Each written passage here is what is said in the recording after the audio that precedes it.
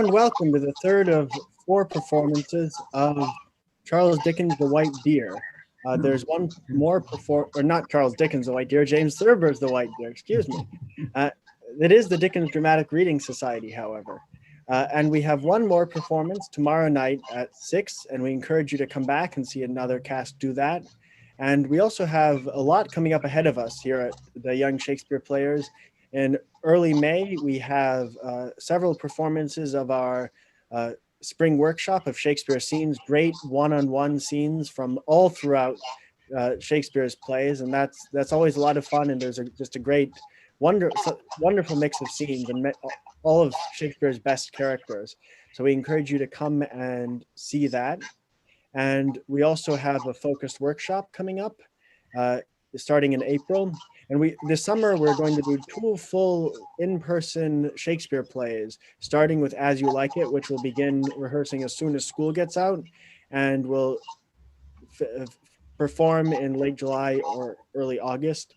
And then we also have a production of Othello, which will start in late June and perform in late August. So we encourage you to join us for some or all of those, all that you can. And if you know anyone between the ages of 7 or 18 or thereabouts, tell them to join us this summer. YSP has existed for 41 years now, just about, thanks to people in the community who believe in the work these young people are doing and support it with their financial contributions. And if you are able to do so, you can go to our website, ysp.org, and make a donation there, and it'll be tax deductible to you and will help us in this work immensely. And if you're not already receiving our emails, you can sign up at that same website, ysp.org, or send us an email at ysp@ysp.org, and we'll add you to the list, and you will hear all about what's coming up here at YSP. So that about covers it, and I'll let the young Shakespeare players take us to the magical forest and fields and of the White Deer.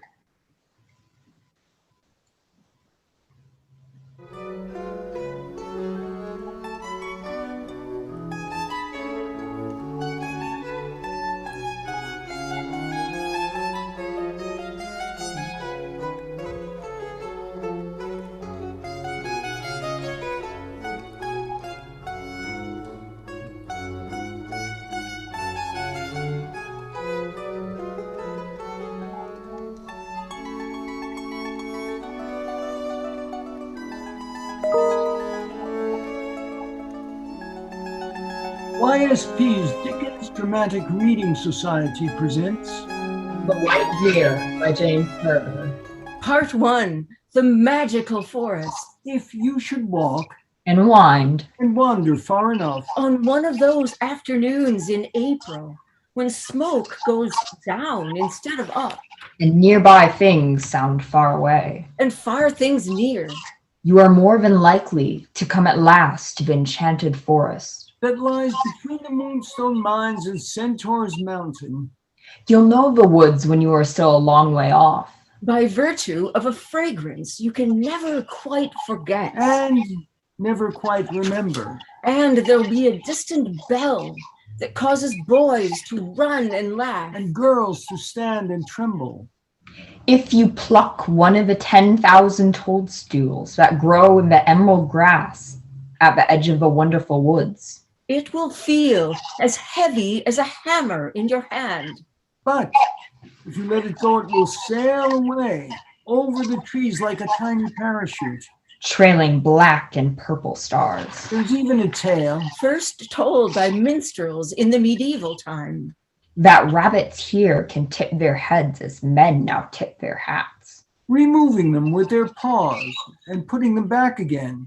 this enchanted forest, Oh, it will it will feel sail as away heavy over as a the trees hammer, like a part of the kingdom of a mighty monarch named Claude, who had 3 sons, Thag, Gallo and Jorn. Thag, evil and Gallo. time. That rabbits here can tip their heads Like as their men father, now King tip their Claude, hats. removing them with their paws and putting them back again. This enchanted forest, Oh, it will it will feel sail as away heavy as a over feel as Phone Jacob, right? Let's pause. No, it's going to come on the same way again.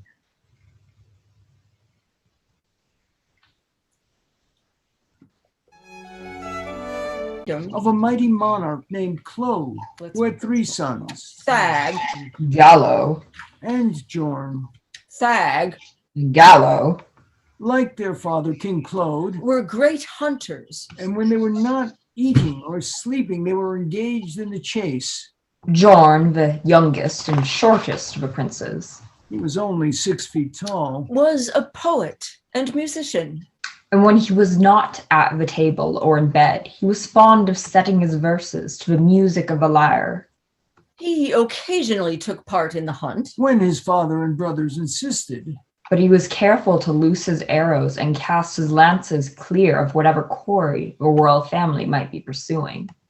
3 times, in the middle of the century in which they lived, the king and his 2 older sons had depleted their kingdom of wildlife. And 3 times they had been forced to wait around the castle, Restlessly stringing their arrows.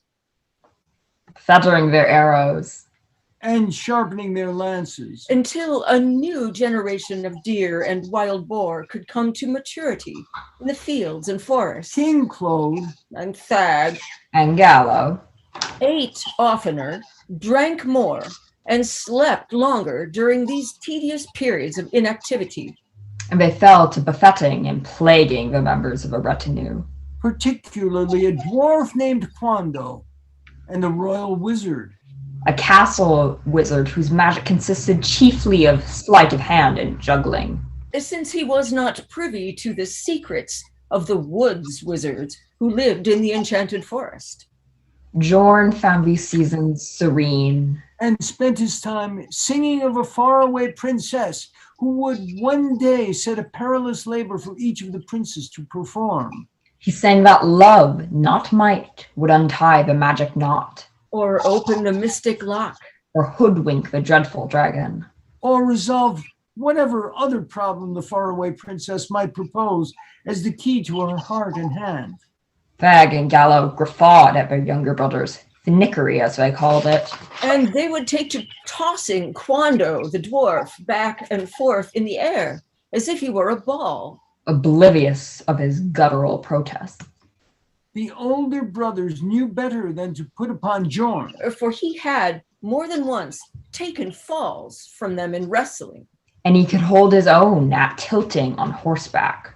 One night, when the 3rd period of waiting for the boar and the deer to venture abroad still had 100 moons to run, King Claude told a tale to his sons over his tankards. While Jorn strummed softly on his lyre, and Quando sat in the dark corner of the banquet hall. under a great shield, Nursing his scars and bruises. There was always the enchanted forest to hunt. Prince Thag had growled at supper time, testing the string of a longbow. There is always the enchanted forest to shun. King Claude had roared. And he went on to tell of how he had once dared to chase a fleet deer in the magic woods with his own father and 2 brothers. And how they had brought the deer to bay against the sheer wall of Centaur's Mountain. And how, As they made ready to launch their arrows, The deer had been transformed into a tall, dark, young princess. who had been changed into a deer years before by a wicked old woman, jealous of a young girl's beauty.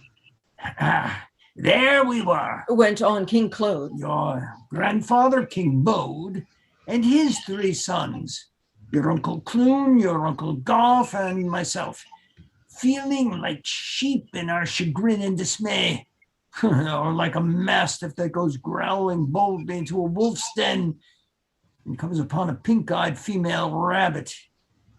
One of those grinning woods wizards came along presently and conjured up a white palfrey for the princess, out of thin air as I remember it, and we rode off to the castle.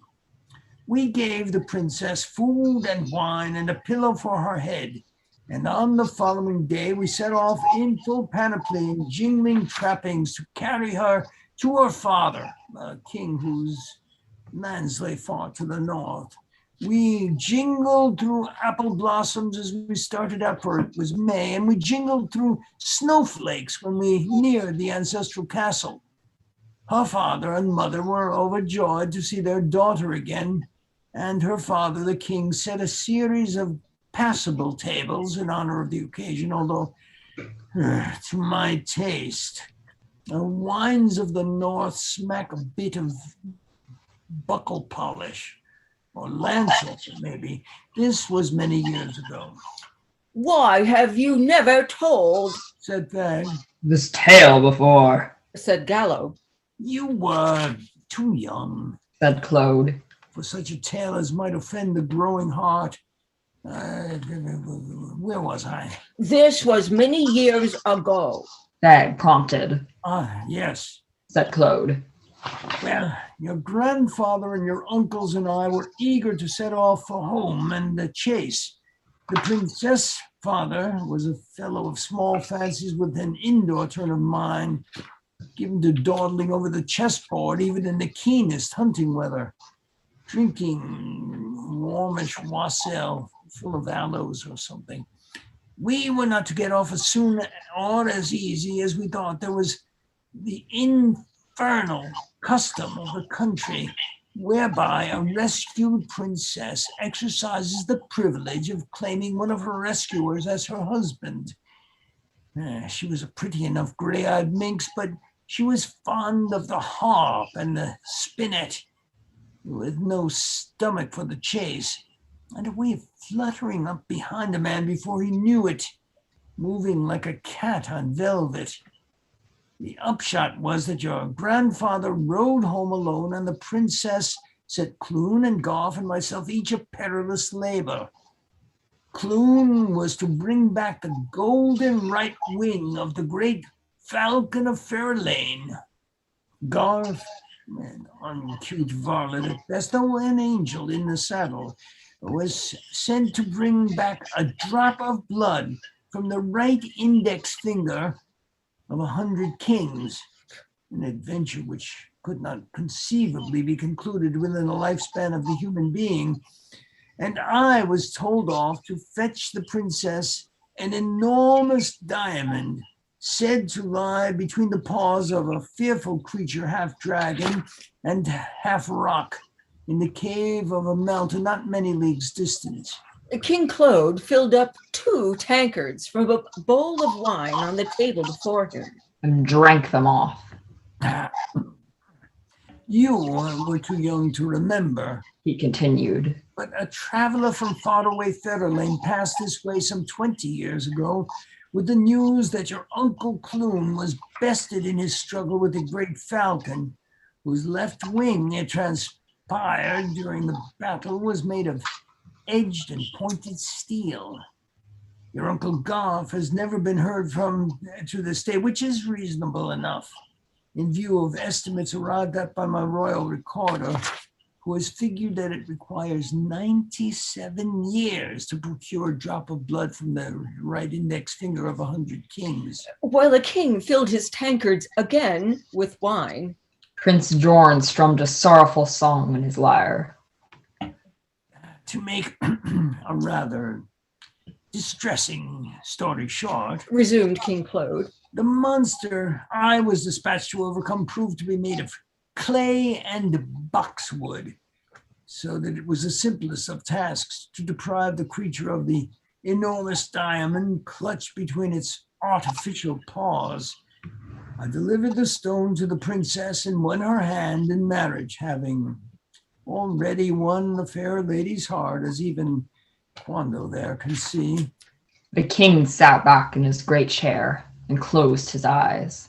and the moral of this tale Grumbled Quando. is precisely what? The king opened one eye. Moral of this tale He said, is precisely never hunt deer in the enchanted forest. Fag and Gallo, Who had sat staring at their father through his recital. Looked at each other and at the king again, We do not like it. said Thag. Our mother having once been a deer, said Gallo. Jorn spoke for the first time. it was but the illusory and meaningless shape of magic, He said, and returned to his music. The boy has it. roared King Claude. It was, as he says, meaningless magic. He tapped a tankard on the tabletop. Never quite got used to it, though. He admitted at last. I don't suppose a hunting man ever could. There was a long and thoughtful silence before Claude spoke again. She took to her chamber of a mortal malady shortly after John was born, and never set foot on the stair again. Perhaps she died of a fall, Said Thag. Perhaps she died of a surfeit. Said Gallo. Perhaps she died of a look. Said Jorn. The king hurled a tankard at the youngest prince, and Jorn caught it in midair. Has his mother's quickness and his mother's grace, muttered Claude. He sighed. Well, there is the tale. The royal high chamberlain's voice spoke suddenly behind Claude's chair. And the king started slightly. Must I have men who creep about like cats? Roared Claude. There is a minstrel, sire. The royal high chamberlain said. Then send him in, Cried Claude. He'll sing to us of strong men in the chase. I've had enough of sorrow and of love. He glared at Jorn. The minstrel entered softly And sat upon a stool. and strummed his lute and sang. He sang of a white deer, A white deer with the speed of light. a white deer as lovely to look upon as a waterfall in springtime. When the song was done, the king asked, Is this deer, as swift as light and lovely as a waterfall in springtime, a creature of your silly fancy? Or does it have breath and blood, that I and my sons may test its speed and strength? The minstrel sang. The white deer flashes like the light through the forest day and night. Name me the name of this forest. Roared the king. The minstrel sang. By day and night the white deer shines betwixt the mountains and the mines. At this, King Claude rose from his chair. Upsetting a tankard of red wine that spilled onto the floor. You bound the enchanted forest with your infernal rhyme. He cried. No man of King Claude's household hunts in those accursed woods. The minstrel sang. Too swift for Fag, too quick for Gallo, too strong for your young Prince Dorn to follow. But foot of turtle, heart of toad, never shall be spoke of Claude. The king pulled at his long black mustaches. And a light flickered in his eye and went out. And flickered again like the light of a firefly. Mayhap He said at last. this white deer with the speed of light is a true deer. We shall test its vaunted prowess on the morrow. If it be a true deer, I shall hang its head upon the wall and its meat in the larder. If it be a lovely maid and enchanted by some witches or wizard's spell, the daughter of some king whose lands lie to the north or east or south or west, I shall drive my lance and arrow through this foolish minstrel's heart. King Claude pounded a tankard on the table to accent each word of this ominous warning. But when he looked around, the minstrel had disappeared. King Claude frowned. Hello, bore a remarkable resemblance to somebody or other I have encountered somewhere or other. He muttered. If this be a true deer, Said Fag. we shall enjoy the greatest chase in history. If this be a true deer, Said Gallo. we shall hang the finest medicine in all the world. The king's eyes gleamed as he swallowed a great apricot. And if this be a true princess of the royal blood, It was the rumbling voice of Quando, the dwarf, speaking from his corner. The king hurled an apple at the dwarf. but Jorn caught it in the air.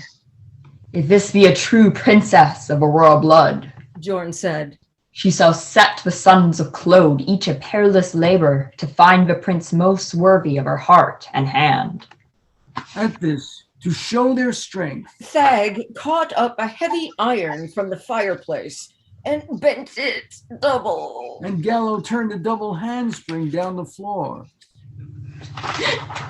Jorn watched his brothers and stroked the strings of his lyre.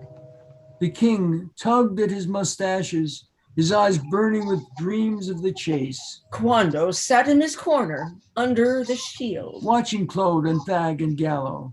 And listening to the music of Jorn's lyre. The next morning, as the sun was rising, the king and his 3 sons, riding on black chargers, entered the enchanted forest Reined in, and gazed about them. Pick not that buttercup, said Claude. Pointing a leathery finger at a small flower in the emerald grass. or it will turn to flame and burn your hand. Do not pluck the lichen from that tree, Said Thag. or it will turn to blood and stain your hand. Do not touch that white stone there. Said Gallo. It will come alive and bite your hand. There was thunder suddenly from behind the Moonstone Mines. The sun went out. A flash of lightning made the 4 horses tremble. And in the darkness all around the king and his sons glimmered a million fireflies. While Claude and his sons gazed at the shimmering dance in amazement, the fireflies changed to snowflakes, which fell softly to the earth and disappeared. The thunder ceased, The clouds parted. and the sun came out again. These constant tricks upon the eye are bad for man's digestion. Said King Claude. I shall have no stomach for the finest meat on earth if this false flux of fact and form does not desist, What's hot is cold, said Thag. What's hard is soft, said Gallo, What's night is day. said Claude. Jorn, who had been thinking up a verse during the show of marvels, recited it. What's black is white, what's red is blue, what's dark is light, what's true is true. Well rhymed, King Prince George, Said a voice that seemed to come from nowhere. Until the king and his sons looked down and saw, a woods wizard in a blue robe, and a red peaked cap. Oh, said the king, glaring at the wizard. have not I not seen you otherwhere than here? You have seen me other when than now, Said the sorcerer. Plucking a pansy and tossing it into the air. where it became a butterfly and fluttered away through the trees. I have ridden in these woods but once before. Said King Claude. 26 years, 25 days, and 24 hours ago. Said the wizard. My father and my brothers and I pursued a deer, Said Claude. which against the wall of Centaur's mountain underwent a marvelous and mortifying metamorphosis. I'm a little touchy on the topic too, so do not turn your tongue to taunts, He does not turn his tongue. said Jorn. He twists your own to M's and T's. And W's, Said the wizard. as you shall see. Tried twice that trick on Claude, Said the king with great dignity. my mousy man of magic, and we will wid these wids of woozards. King Claude made a royal gesture of arrogance, authority, and austerity. While his sons stared at him in astonishment. You speak magic words, O Claude. Said the wizard smugly. Removing his cap and bowing deeply. And now may I be of service to you and the princes Thag, Gallo, and Jorn. May I show you the barking tree, the musical mud, or the wingless bird? The king grimaced at this list of wonders. And Prince Jorn answered the wizard. My father seeks for white deer. He said, The white deer, swift as light and lovely as a waterfall in springtime. The wizard bowed again and flung his cap in the air. What goes up must not come down, He said. and the cap, swinging slowly like a bell, sailed silently over the trees. Rising higher and higher until finally it could be seen no more. What comes down must go up. Said the wizard. And he wiggled 3 fingers of his left hand toward the ground. Suddenly, the snowflakes that had melted and vanished began to rise from the earth. And when they were as high as a wizard's heart, they changed into 1,000,000 fireflies. The king and his sons watched in wonder. And for a moment, 4 horses and 4 men were still as statues in amazement. For through the glow and glimmer and gleam, there suddenly flashed a white deer, As swift as light. and as lovely as a waterfall in springtime, Hi, YOLO! cried the king. And he and his sons were off in pursuit. The sparks from their horses' hooves joining in the dance of the fireflies. The white deer flashed through the green forest, and the king and his sons followed.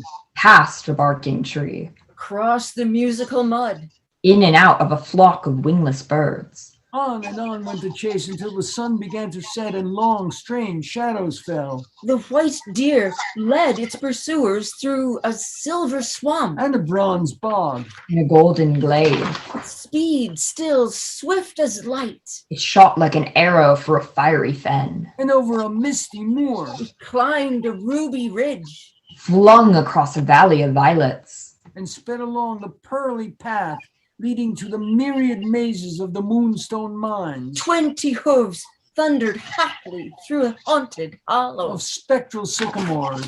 Hung with lighted lanterns. past a turquoise tarn, In a long avenue of asphodel. That turned and twisted. down a dark descent Which led at last. to a pale and perilous plain. The setting sun sank into the sea. 7 stars shone suddenly in the sky. And the white deer's dreadful day was done. Its race was run. For now it stood silent And still. and shivering. Under the mighty crag called Centaur's Mountain. King Claude and the princes Dag and Gallo prepared to loose their arrows. And Jorn closed his eyes against the sight. When he opened them a moment later, the royal huntsmen had dropped their bows and arrows to the earth to stare. Not at a deer at bay, but at a tall and dark and youthful maiden, a veritable princess. Clad in a long white satin robe, The sparkle of jewels in her hair. golden sandals upon her feet, her red lips parted prettily, her dark eyes shining. 4 horses raised 8 ears in sharp surprise. 3 princes fell upon their knees at the maiden's feet. The king glowered and tugged at his mustaches. As royal a run as any king could know. He growled. And it ends, as always, in vanished venison and a lovely lady to carry to her kingdom. Pray God her father has a decent taste in wines. But when young Jorn, Who alone of the princes could find his tongue. Asked the maiden to name her name and tell her kingdom. she could only shake her head and say she did not know.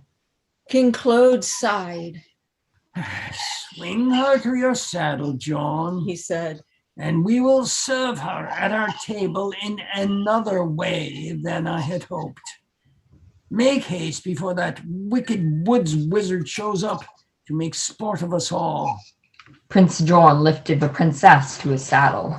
and the jingle of the harness bells and buckles sounded like merry laughter in King Claude's ears as he whirled his horse about. And they begun the long ride home.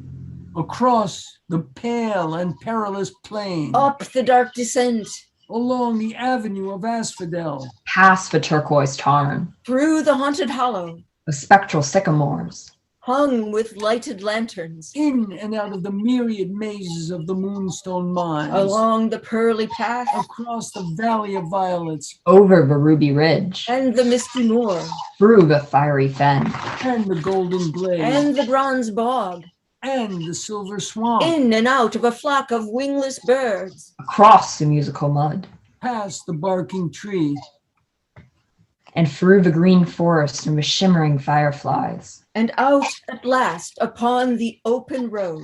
that led led straight. to the castle.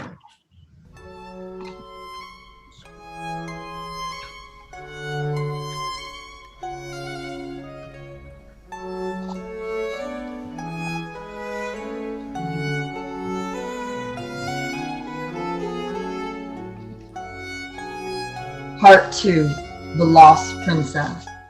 The next morning, the princess sat in an eastern room, And watched the sunlight Falling through slits and circles in the ancient castle wall. make small bright patterns on the cold stone floor.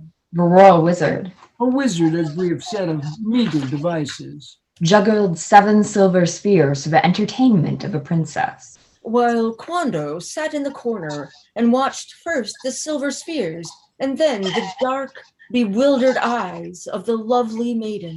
She had lain awake most of the night, Trying in vain to remember her name and the name of her father. On the floor at her feet, the royal recorder sat cross-legged, Chanting the names of kings from a ponderous ledger. in the hope that one of them might light a light in the lady's eyes. He had reached for keys and droned steadily on. Pac, Pardo, Peorel, Pent, Peril, Pio, Pigro, Piv, Podo, Polonel, Puggy. At the name Puggy, the princess started slightly. But only because the royal wizard had dropped one of the silver spears. Quando picked it up and tossed it back to him. The royal recorder made a series of sounds with his tongue and teeth. King Puggy He said disapprovingly. is the most disreputable king in the whole registry of kings. He lives in a ruined castle on a hill with his 7 madcap daughters. The old king's wife died of a fit of shrieks when all the princesses were very young. Now, Puggy and his 7 maids live all alone, wreaking every kind of harm and havoc on their hill, rolling boulders down on passers-by, turning rivers from their normal course, stealing gems and silks from caravans, so they can dress in gaudy masquerade and play their wild and eerie games by jack-o'-lantern lights. The royal recorder raised his hands and shook his head. Every night is Halloween on Puggy's Hill.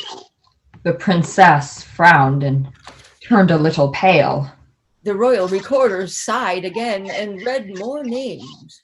glancing at the princess after every name. But she gave no sign of recognition. He ran on through 20 Qs And 30 R's, And 40 S's. and 10 T's, And 5 U's. 2 Vs and 13 Ws. and 90 X's and 56 Y's. And came at last to the Z's. Zah! He said. And the princess jumped in her chair. But only because the royal wizard had dropped another silver sphere. Quando tossed it back to him, and the juggling and the droning continued. Zozo, Zat, Zawazar, Zav, Zax, Chanted the recorder. Zay, Zazir, Zazuno, Ziz. And he closed the record of royalty with a dusty thump, shook his head sadly, and stood up. The wizard let the silver spheres drop into a wide pocket of his long robe. Quando gazed softly at the princess. I have a memory of trees and fields and a memory of nothing more. She sighed. This presents a problem for a practitioner of physics, said the royal recorder. but unhappily, the royal physician is quite ill of some mysterious malady and has given orders that he must not be disturbed. The princess studied with troubled eyes a pattern of crenulated shadow on the floor. There is, to be sure, the royal clockmaker. He has made several shrewd surmises in his time. Taco, the clockmaker, He added. was formerly the royal astronomer. The princess took her kerchief and wiped a ledger smudge from the royal recorder's cheek. Why is Taco no longer the royal astronomer? She asked. He got so old he could not see the planets very well, or even the moon, or even the sun, said the recorder. His constant reports that everything was going out alarmed King Claude, who must have light to hunt by, as you know. No offense intended. The princess smiled faintly. The recorder went on.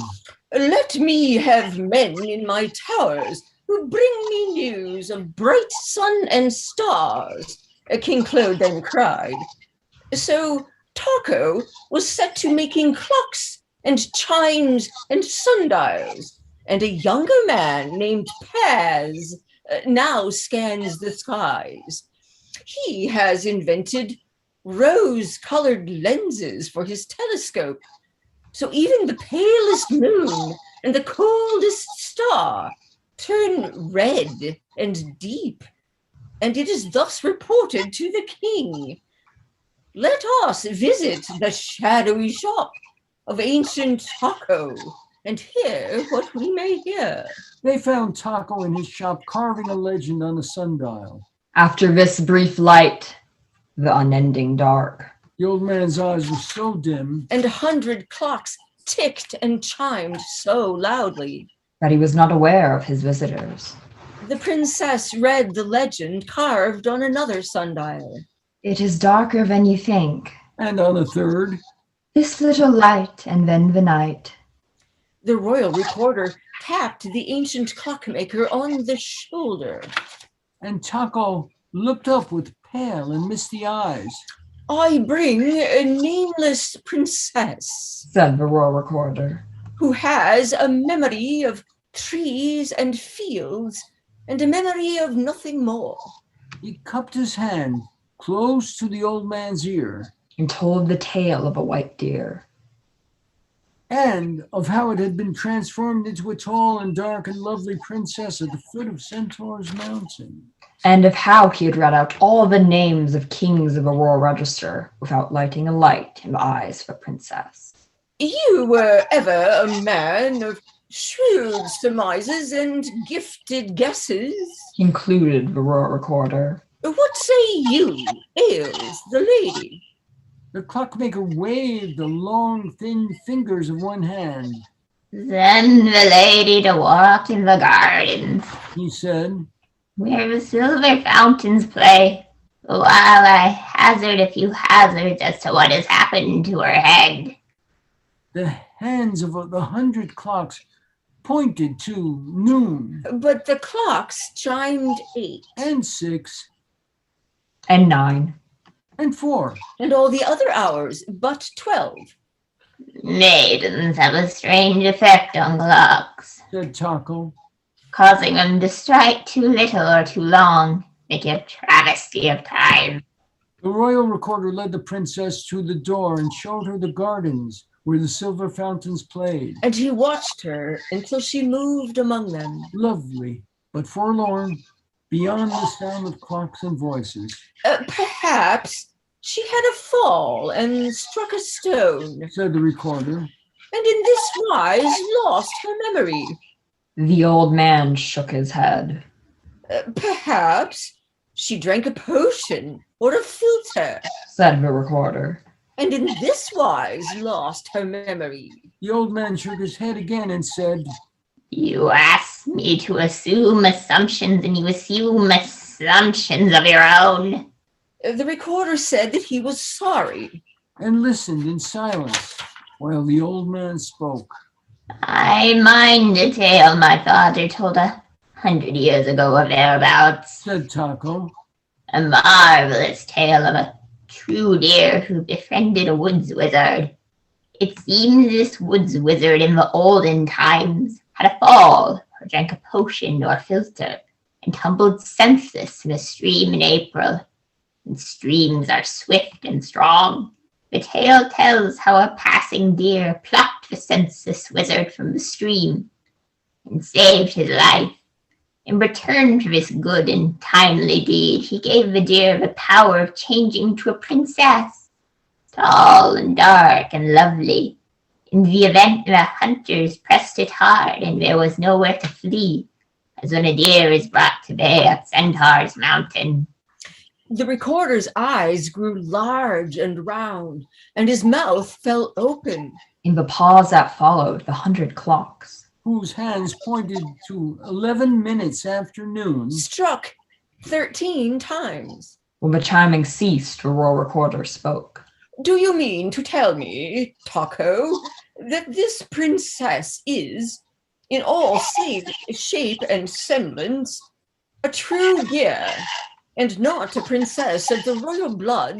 In due course, pursued the old man. the deer I speak of the ancient times, hotly pressed by some hobbity-hoy of the region, unaccountably skillful in the saddle, and brought to bay against a crag too steep for to climb. As the hunter raised his bow, the panting, wild-eyed deer became before his goggling eyes a princess, in all seeming, tall and dark and lovely. The hobbity-hoy turned white and red and blue, and rode off as fast as a spent horse could travel, leaving his bow and arrow on the ground. The deer of the maiden's guise made its way to the cave of the woods wizard it had befriended, and put to him a quavering question. How could it remain a maiden and live in the manner of a maiden? The wizard, out of his old gratitude, gave the deer the power of remaining a maiden, in shape and semblance, until such a time as love should fail her thrice. If love should fail her thrice, then she must resume her true form forever and forever, come what may. The first to love her was a poet, the second was a minstrel, the third was a knight. Each in his turn discovered her true nature, and each in his turn failed of his love. For who can love a lady who is in reality a deer? There was for a long moment only the ticking of the clocks. And the faint sound of the fountains. And in the end, asked the royal recorder, when love had failed her thrice, In the end, when love had failed her thrice, Taco said, she was instantly changed back into her true and proper form. A fortnight later, she was hard pressed by the same hobbity-hoy who had pursued her before. This time his arrow found her heart. The clocks all of a sudden struck 7, is this a truth you tell me? demanded the recorder. The white deer of my father's time knew not her name. The wild deer have no names. She had a memory of trees and fields and a memory of nothing more. Old Taco said, How can I tell this tale to Claude, the proudest hunter of his day? the royal recorder cried. I beg you, Taco, doubt your doubts and hope some hopes. This princess may be real. The old man coughed. Against the may, the could be and the should. Folly 'tis to balance doubt or hope. I know the symbols, signs, and symptoms of 1,000 spells. Sorceries run in cycles. Neither the old man nor the younger observed a dark form in a gloomy corner of the shop. It was the squatty figure of Quando, who had crept on in unnoticed. His eyes were closed that they might not sparkle and be seen. But he was not asleep. The roar recorder turned without a word. Opened the heavy oaken door. And went out. He watched the lovely princess walk toward him. The sparkle of jewels in her hair, golden sandals upon her feet. And he marveled that a deer, if this was indeed a deer, could take so perfectly the shining semblance of a lady of royal blood. The royal recorder wondered if he could truly love a lady who might, at this time or that, depending on the special spell that held her in enchantment, begin to nibble at the young leaves on the trees. He decided, with a sigh and a shake of his head, that he could not. And made a little note to this effect in the archives of his heart. There were question marks in the dark eyes of the nameless maid. But the royal recorder shook his head and looked away and sighed. The old man moaned and maundered, murmured, muttered, mumbled, odds of this and ends of that, bits and pieces, shreds and edges, full of ifs and whens and theres and thens, amounting in the end and all to 6 times less than nothing. He bowed and sighed. And bowed again. And watched the princess cross the grass like summer rain. And vanish through a portal. It was a silent meal that noon in the long banquet hall, which was so dark even in the daytime that torches flared from iron sconces on the heavy stone walls. The mysterious maiden ate several walnuts, refused wine, and nibbled at a leaf of lettuce. In such a way as to remind the uncomfortable king and his older sons of the previous day in the enchanted forest. And their swift and surprising quarry. Claude and Thag and Gallo stirred restlessly in their chairs and grunted now and then. Prince John, whose fond eyes betrayed his feeling for the nameless princess, was pleased to see that she regarded him softly whenever she raised her own eyes to look down the table. Quando the dwarf, once more in his corner under the iron shield, missed no glance or grunt. His dark eyes never left the figures at the table. If you do not eat better than this, said the king to the princess, I shall have to consult the royal gamekeeper. I mean... He hastily corrected himself. The royal physician. The princess turned a pretty pink. Jorn scowled at his father. And the king, to cover his confusion, bawled for the royal wizard, who appeared suddenly in a cloud of smoke. I thought I told you not to appear in a cloud of smoke anymore, growled the king. The smell of powder spoils the fragrance of the wine. I told you that. I forgot, said the wizard. Just come in the room like anybody else, said the king. Yes, sire, said the wizard. And he began to juggle 7 little crescent moons made of gold and silver. The king continued to grumble to himself. Bad enough when he used to appear in a flash of lightning and a clap of thunder. Worse now when he smells up the whole castle. Fellow's foolish tricks do not justify such an elaborate entrance. Average woods wizard knows more in one day than this buffoon learns in 10 years, spite of the fact he attended one of the most expensive schools for sorcerers in the world. Can't teach a man to ride a horse or cast a spell. Comes naturally or it doesn't come at all. Muttering and pulling at his mustaches, King Claude drank off a goblet of white wine, got up from the table, and went up the winding stone stair. He was still talking to himself, and his voice echoed hollowly through the castle halls and chambers. I'll purge this lovely lady of her namelessness or eat an uncooked horse. He listened out the door of the chamber where the royal physician lay in bed. alternately groaning and comforting himself. I'll never walk again. Come, come. We'll have us out of bed in no time. We'll bring the roses back to those cheeks of ours in no time. No, we won't. Yes, we will. No, we won't. Yes, we will. A long silence followed, and the king entered the chamber. The royal physician was taking his temperature. But he shook the mercury down without looking at it. As a physician, I must take my temperature every 3 hours. He said, But as a patient, I must not be told what it is. Nobody ever tells me what anything is. said the king, who did not know what the royal physician was talking about. I came to speak to you as a physician, not as a patient.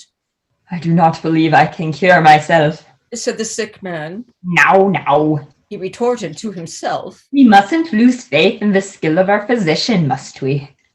The king sighed and went to a window and looked out on the castle grounds. He tugged at the lobe of his right ear with his left hand and told the tale of the white deer which he and his sons had pursued. And how it had become a tall, dark, and lovely princess who had a memory of trees And fields. and a memory of nothing more. When he had finished the tale, he asked the physician what he thought was wrong with the princess, that she could not remember her name or the name of her father. Perhaps she had a fall. Said the sick man in his suave physician's voice. But perhaps she drank a potion or a philter. She has no bruise on her head, Said the king. and the pupils of her eyes are not dilated. Said the royal physician. I must study the case when I get up, if I ever do, which I doubt. Roses on my cheeks, indeed. I don't believe I've the slightest notion what is the matter with me. Come, we mustn't get ourselves all worked up, must we? I don't know, Said the bewildered king, He looked at the sick man. sighed, and left the chamber. and went to his couch where he lay thrashing and muttering to himself for an hour. He got up at last and went heavily down the winding stone stair. In the eastern chamber, from which the sunlight had departed, the king found the royal wizard. Juggling the 7 little moons and the 7 silver spheres by the light of 17 tall candles. The royal recorder was reciting the names of imaginary kings to the princess. Who sat in the same chair she had sat in during the morning when he had recited the names of real kings. Rango, Rango, Ringo, Rongo, Rungo. Chanted the recorder. Rapo, Repo, Ripo, Rapo, Rupo. The royal wizard dropped a moon and a sphere. And complained that the flickering candlelight made it difficult to see. Quando squatted in his corner. His dark eyes on the puzzled face of the princess. Santo, Cento, Cinto, Santo, Sunto. Droned the recorder. Tolatar, Telatar, Tilatar, Tolatar, Tulotar. Undan, Unden, Undin, Undon, Undun. What mummery goes forward here in the flickering light? Roared Claude. I am making up the names of kings in the hope that one of them may light a light in the eyes of the princess. Said the recorder. Varalare, Veralare, Viralare, Vololare, Ruvalare. Waxy, Wixy, Waxy, Woxy, Wooksy. He intoned. Pop, pep, hip, pop, pop. The king in disgust. Enough of this wixy, waxy, wuxy. The lovely lady may be nameless, but any fool can see she's not the imaginary daughter of an imaginary monarch. I'll solve this pretty problem in the manner of a king without a lot of this tattadiddle and titter-daddle. I ordain and decree here and now that the princess shall set a perilous labor for each of my 3 sons, and the first who succeeds in his task shall marry the wench. Nothing like marriage to bring a woman to her senses. The eyes of a princess grew bright as she thought of Jorn. Then grave as she thought of Gallo. And then frightened as she thought of Thag. When the sun has reached the zenith on the morrow, Said Claude. then lady shall name a perilous labor for each of my sons. I'll wager a cask of emeralds that Thag returns first from his mission. What man of you would risk as many gems on Gallo? There was a little silence, broken by the deep rumble of Quando's voice. A cask of emeralds, weight for weight, He said. that young Prince Jorn will wed the lady. King Claude's laughter shook the heavy walls. Done and done, my stupid dwarf. He bellowed. The princess rose, curtsied to the king, and walked from the chamber. Followed by Quando and the wizard. As King Claude made to go, the royal recorder began in a quavering voice. There is a tale that Taco tells. Tell me no tale that Taco tells. Said the king. The ancient ass reported comets, which in truth were glowworms. His 100 clocks all chime by chance. He sets his sundials in the shade. Tell me no tale that Taco tells. The royal high chamberlain entered the room. Without knocking, And bowed to the king. The royal astronomer, sire, he said. seeks an immediate audience. Something has gone amiss in the skies. Send him in, send him in. Shouted Claude. Don't stand there bowing and nodding your head. Send him in. The royal high chamberlain bowed. And nodded. And withdrew. My father loved this flourish and formality. Said Claude. I see no need for podgy go-betweens. If a man wants to come and see me, let him come and see me. There was a knock on the door. And Paz. And Paz, the royal astronomer, came into the room. He was a young, pink-cheeked man in a pink robe. And his pink eyes peered through pink lenses. A huge pink comet, sire. He said. It just barely missed the earth a little while ago. It made an awful hissing sound, like hot iron stuck in water. They aim these things at me. Said Claude. Everything is aimed at me. He strode out of the room and slammed the door with such force that all the ledgers flew open. And all their leaves fluttered in the wind. The next day, When the sun was at its zenith, The lost lady sat in a high carved golden chair in a great circular chamber reserved for royal ceremonies. and commanded each of the three princes in turn to fall on bended knee before her. while the king and the royal recorder looked on. The princess spoke. I commission you, Prince Fag, if you would win my hand, to hunt and kill with single lance and all alone the great blue boar of Phaedon Grove in the forest of Jeopardy, and to bring its golden tusks to me and place them at my feet. 100 knights have lost their lives hunting the great blue boar of Phaedon Grove in the forest of Jeopardy. Cried Thag. Does great Prince Fag hunt nothing more perilous than white deer? The princess asked. Thag bowed and kissed the maiden's hand. And a moment later, the thunder of his horse's hoofs was heard in the circular chamber. Gallo knelt in his turn. The princess spoke. I commission you, Prince Gallo, if you would win my hand, to overcome the seven-headed dragon of Dragor, which guards the sacred sword of Lorlau, and to bring back the sacred sword of Lorlau and place it at my feet. 100 knights have lost their lives striving to overcome the seven-headed dragon of Dragor, He cried. Does great Prince Gallo hunt nothing more perilous than white deer? The princess asked, Prince Gallo bowed and kissed the maiden's hand. and a moment later the thunder of his horse's hooves was heard in the circular chamber. Jorn was the last to kneel. The princess spoke.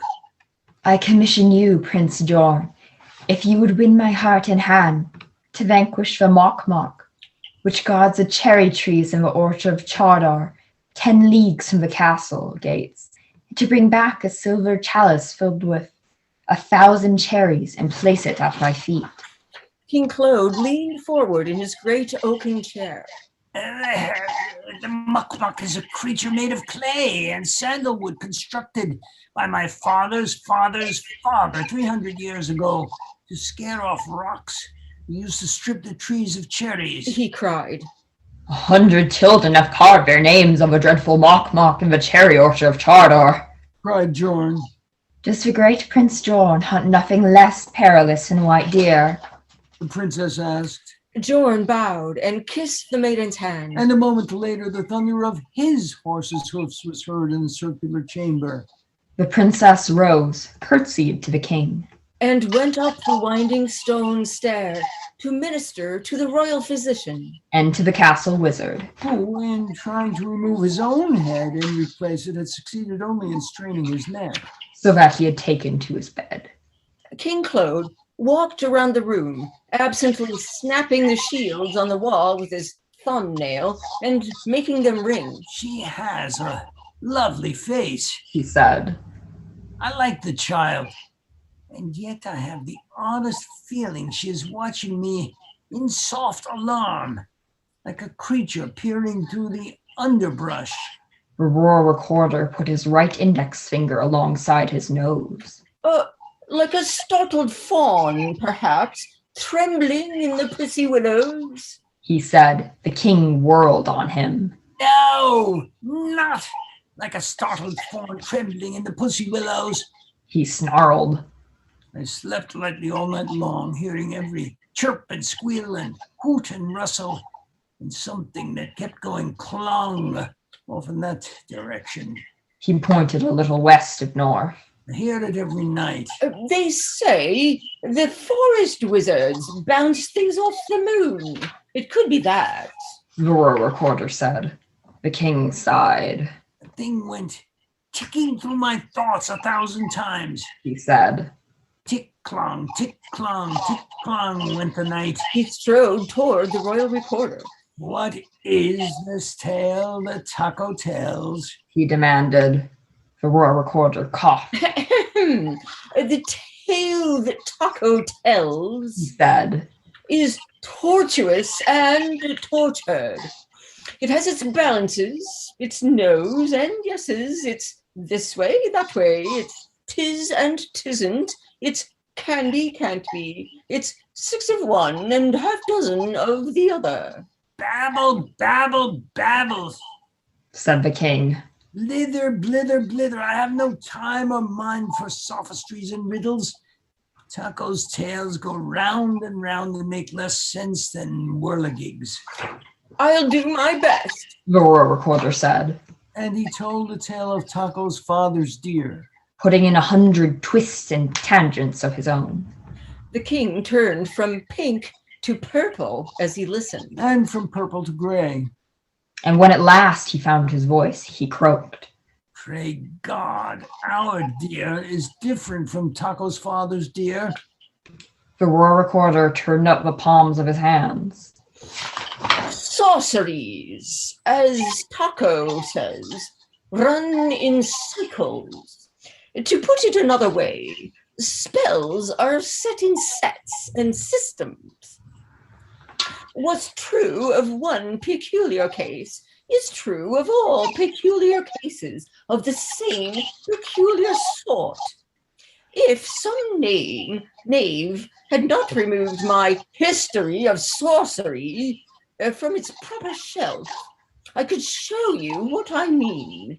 The history was compiled by your father's recorder, and your father's recorder's father, and your father's recorder's father's father. It has no index and no glossary, and it's both dog-eared and foxed. What's foxed? asked Claude. The history of sorcery, said the royal recorder. Aren't you listening? I want to know what foxed means, bawled Claude. Oh, spotted, said the recorder. Spotted. mimicked the king. It just happens that I have the history of sorcery in my chamber. I've been reading it at night when I couldn't sleep. He clapped his hands, and a small man in yellow appeared. And Claude instructed him to go to the royal bedchamber and bring down the history. Get 3 men to help you, said Claude.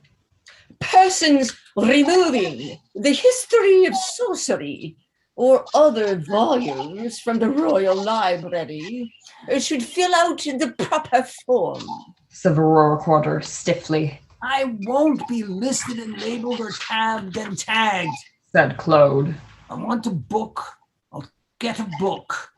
The king and the royal recorder began to pace up and down the room in opposite directions, grunting and sighing respectively as they passed each other. Presently, 4 small men in yellow came into the room, stooping and staggering under the weight of an ancient and enormous volume on sorcery. They set it down on the floor and left the room. And the royal recorder began to turn the yellow, dusty pages, squinting and coughing. There's nothing under dear, he said at last, except the record and report of maidens changed to dear and back again. All nice and neat and normal. All neat and nice and formal. In every single case, the disenchanted lady knew her name. It says so here.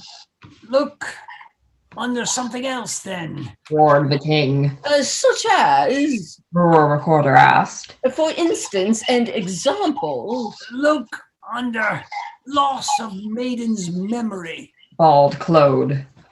Look under L. Loss, in this especial case, comes under M, the royal recorder said. How does and can and could it? Thundered Claude. The royal recorder's voice was prim and firm. The proper listing, sire, is, quote, memory maidens loss of, stop, unquote. The king closed his left eye and then opened it. And closed his right eye. His voice was low and ominous. I do not have the slightest doubt that Pussycat comes under Q, and Monkey Muddle under R, and Donkey Daddle under S. Look up the sorry secret of this nameless child under X or Y or Z, but look it up. The shields on the wall trembled. The royal recorder turned to the M's. And ran through magic, miracle, mystery, and mumps. Before he found at last what he was looking for. Wedged in between mice and mountebank. The king paced up and down, while the recorder read a dozen pages, exclaiming, Ah. And Oh. And Oh. And Ah. Until King Claude shouted. Stop your whinkering and read me what it says. The royal recorder shook his head. You just get mad.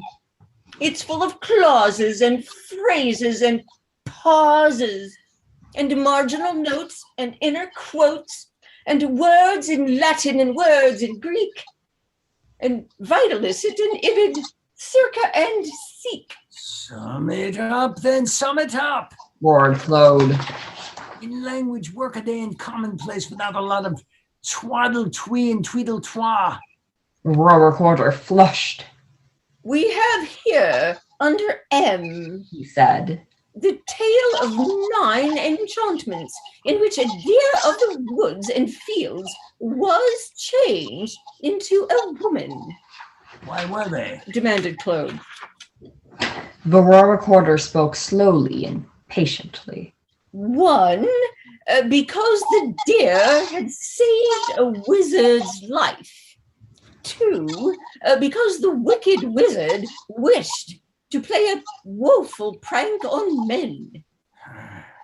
If I were king of all the world, said Claude. I'd make an end of sorcery or break my backbone in the try.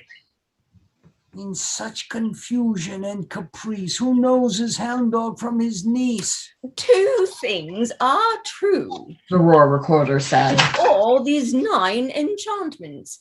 First, the maidens had no names.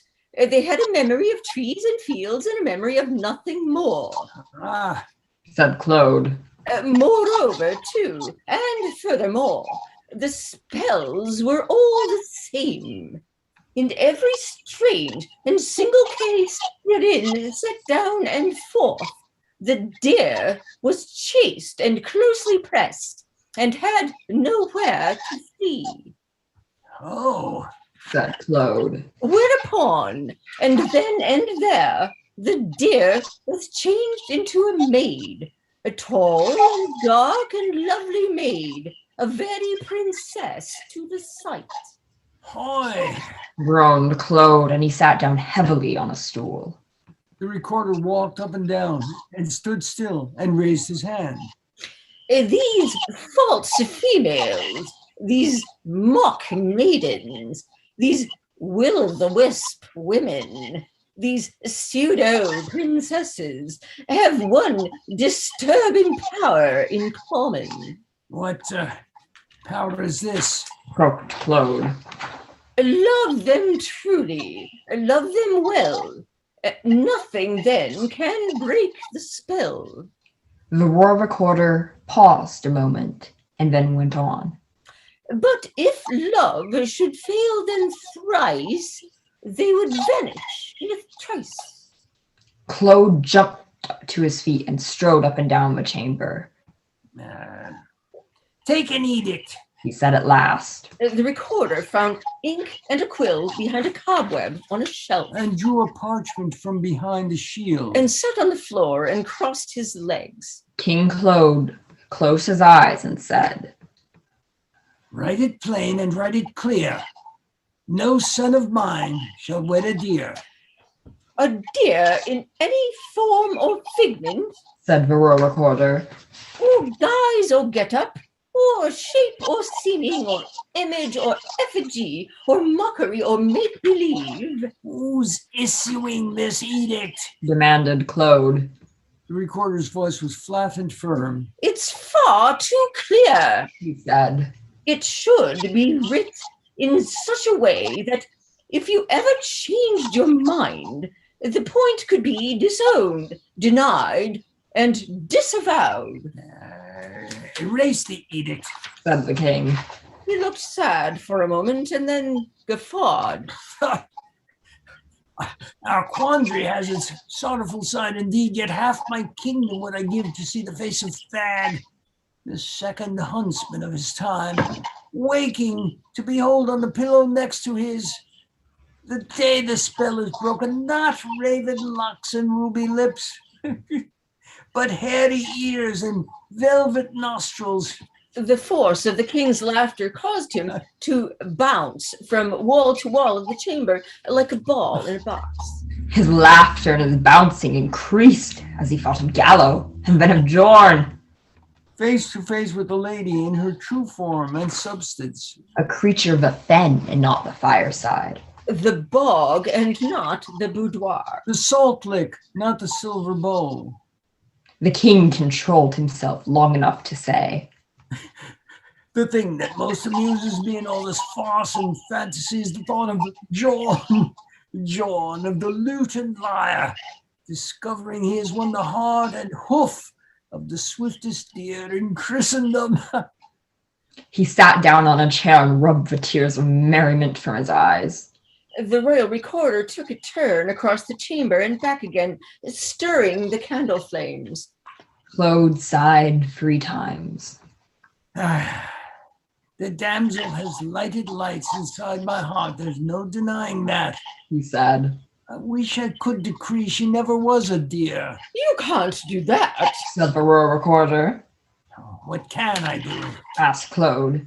Wait and see what you shall see, and watch what you shall watch, remembering that one is once and 2 is twice, and 3 is thrice, and swifter than the twinkling is the trice. Yammer, yammer, yammer. said the king. I've had my fill of yammering.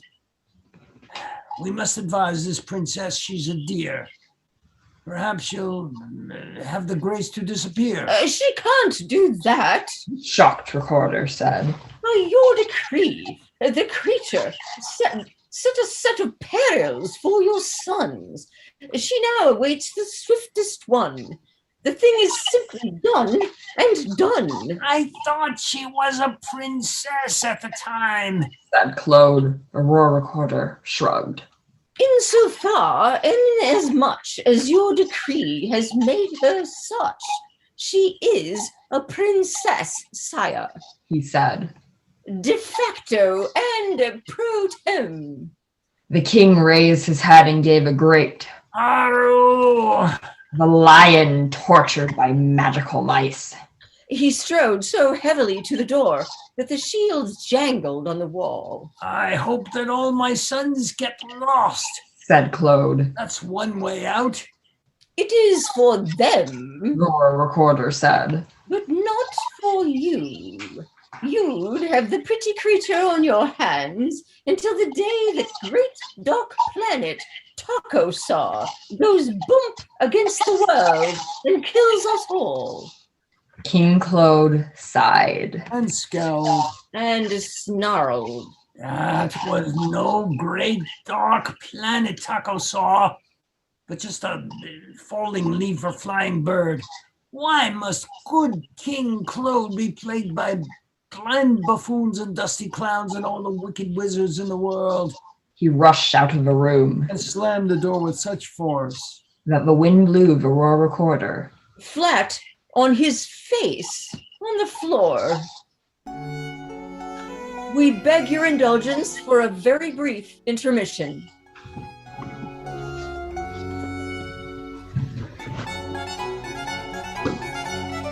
Can you time it? and what? Time.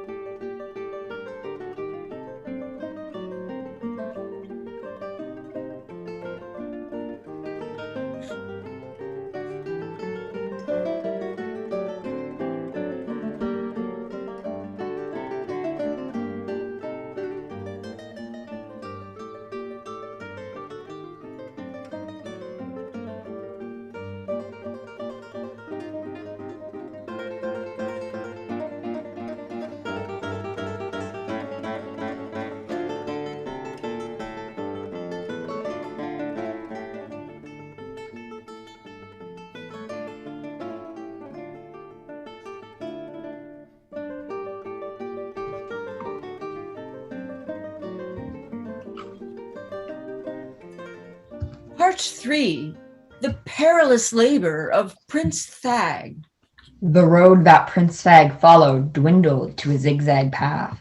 It zigzagged through a growth of gnarled and toppling trees. Like figures frozen in a dance. From all the trees, a sticky, thickish liquid dripped and oozed. And gave Or rather lent. the air a heavy, sweetish fragrance. For the sweetish, heavy fragrance died and rose. And died again and rose. And died and rose again. This heavish, sweety fragrance Thag muttered to himself. that rises or that roses isn't fit for human noses, and it tricks the minds of men. 3 times 2 is 8, He said.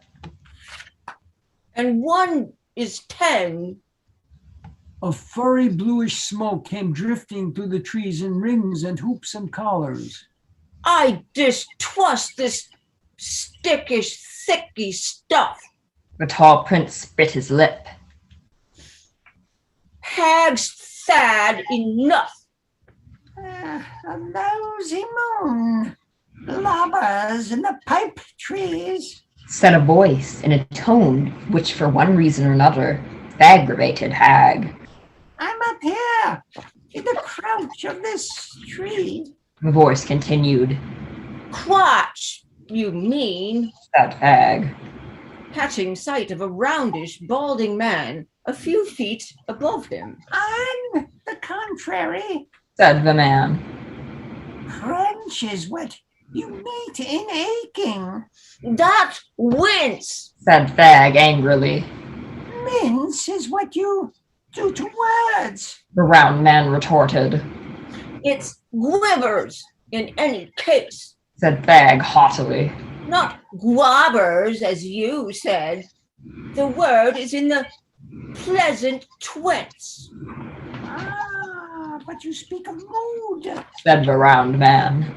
I was referring to the moon. It is important to mind your D's and N's in these particular woods, which are not too particular, if you grasp me. Nobody's grabbing you. Said Thag. He showed his upper teeth. Furthermore, I resent your preferring to it as a peasant wench. The other stared down at Thag. I don't care what you say. He said coldly. I say it glimmers. High up in a tree, a chalk climbed slowly. I wonder what type it is. Said Thag.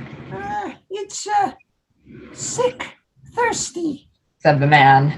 or half past hate, or 1:45 fight. I'm in no mood for questions. You're in no mood. Said Thag.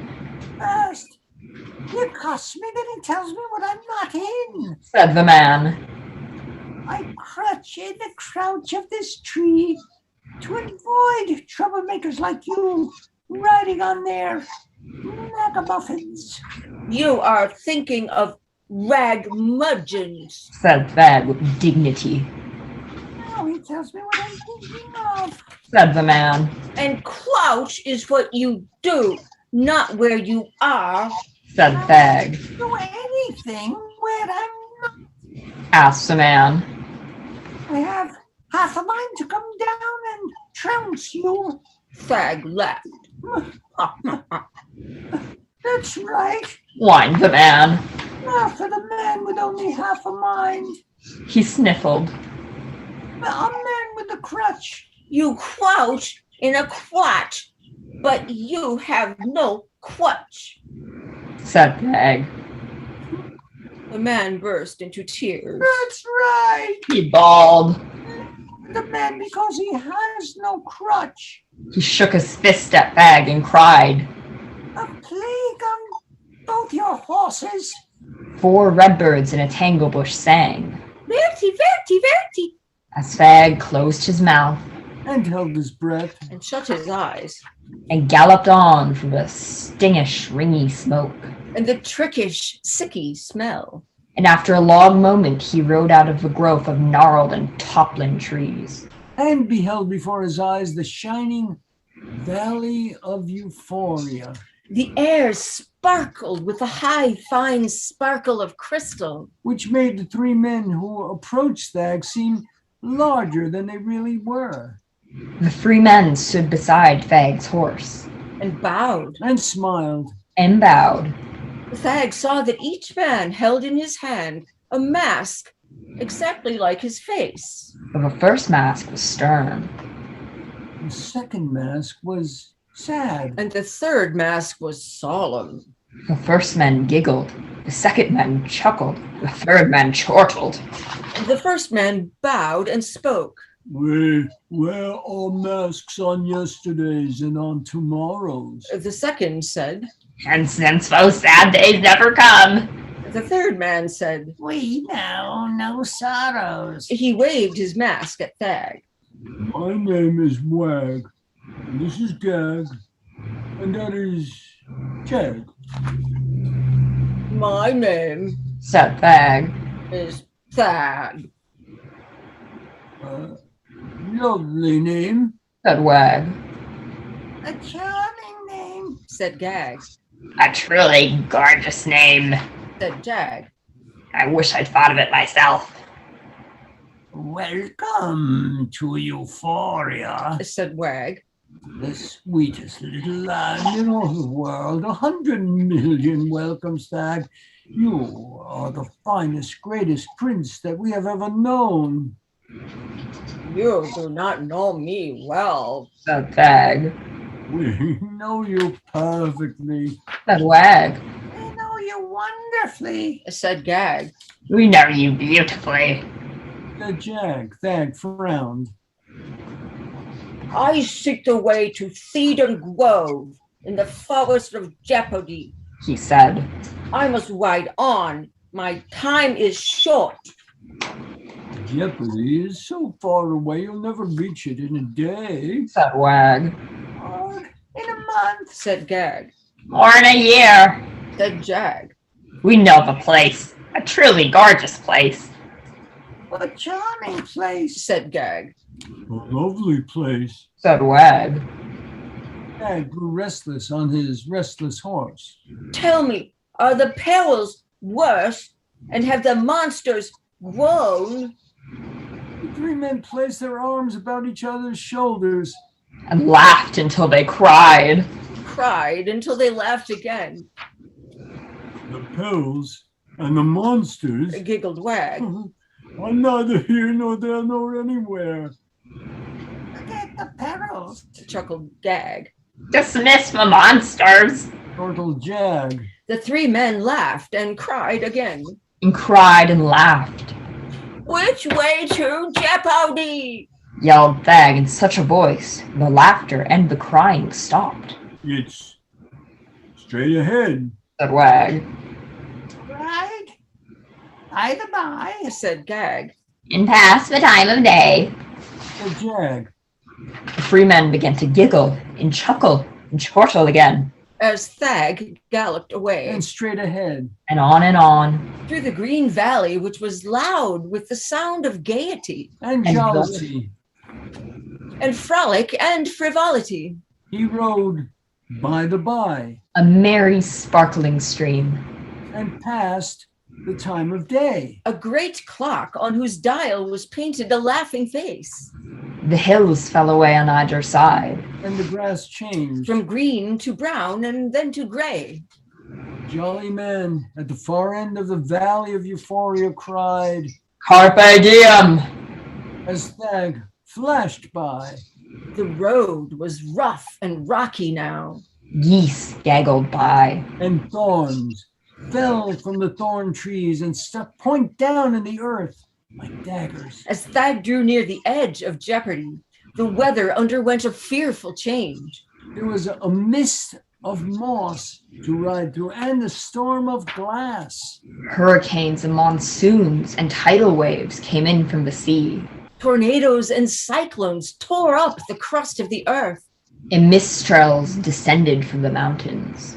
There was the musical stream to swim. Whose soft waters swayed so somnolently and sang so sweetly. That Thag had to struggle savagely against drowsiness and death by drowning. His black horse whinnied with fear. But the king's son urged him on.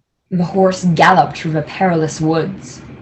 Great wind came up from the earth. Trees fell before the horse and rider, And behind them, and on both sides of them. Great holes opened and closed in the earth like giants' mouths. But Thag guided his horse around them and over them and between them.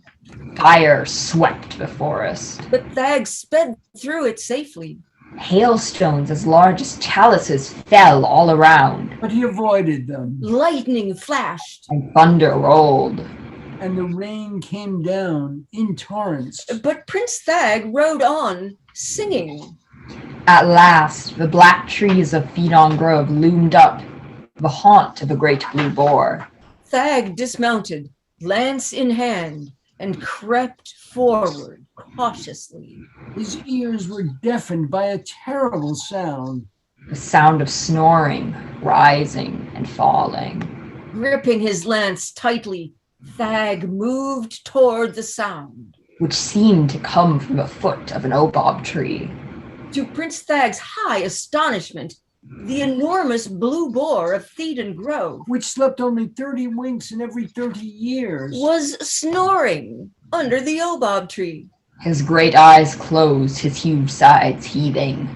Thag stepped forward softly and swiftly. But the monster, dreaming of danger, opened one eye and struggled to its feet. With a mighty scaroof, It was too late. Thag's lance was on its sure way to the blue boar's heart. The blue boar of Pheidon Grove toppled over on his side with such force that he dug his own grave. Thag reached down and broke off the golden tusks as easily as if they had been icicles. A moment later, he was riding back through the menacing woods. Round rocks 10 feet in diameter crossed And Christ and crisscrossed his path. and buzz birds in vast numbers flew at Thag's head. Opening and closing their scissor-like beaks.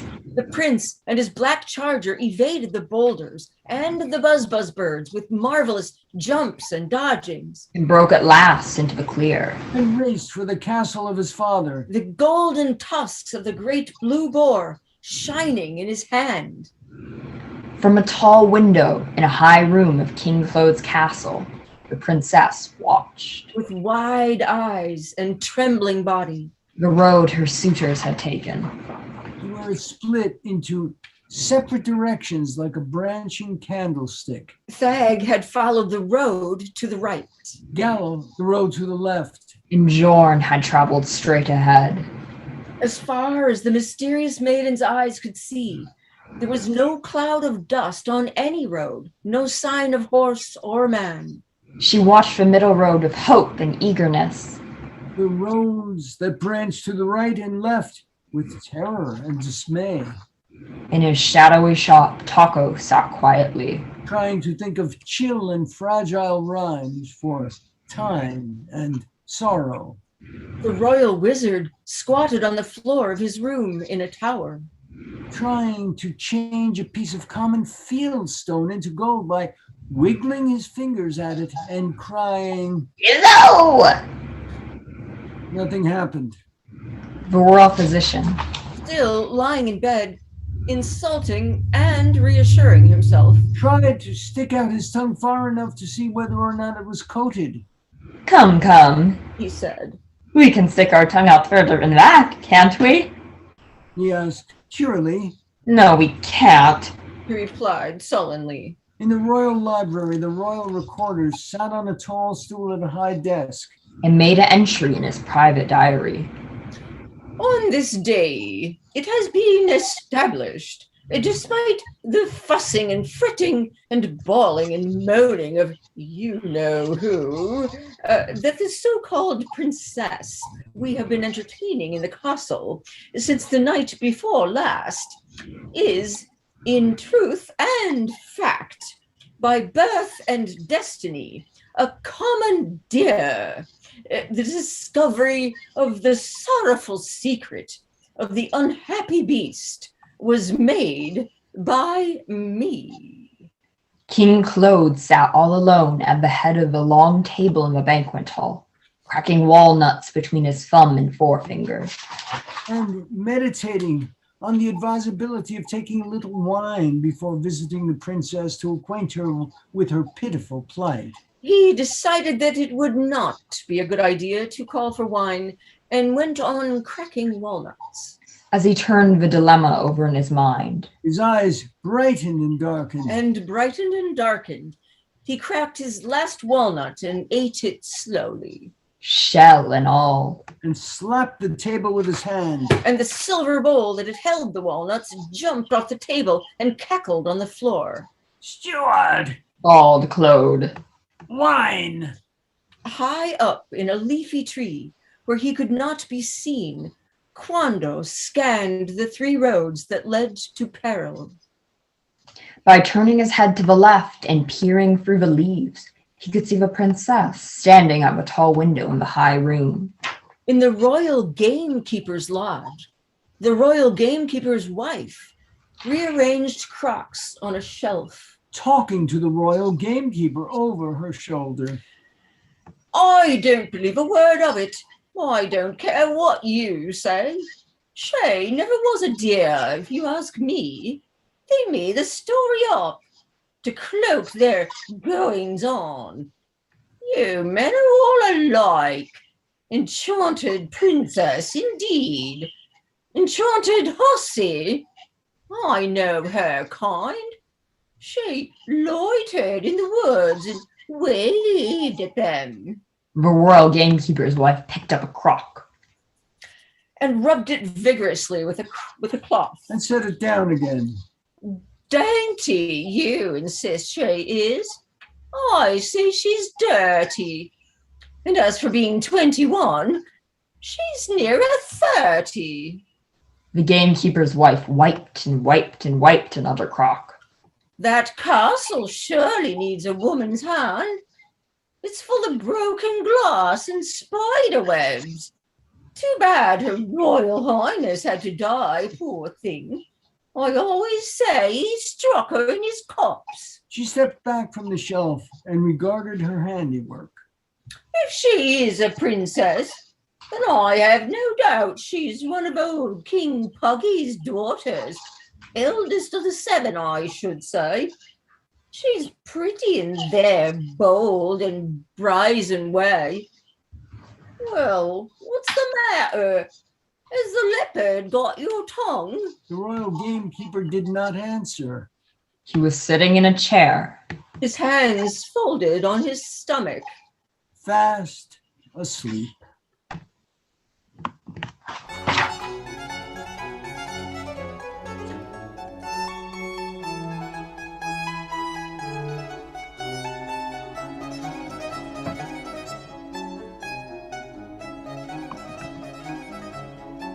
Part 4. The Perilous Labor of Prince Gallo.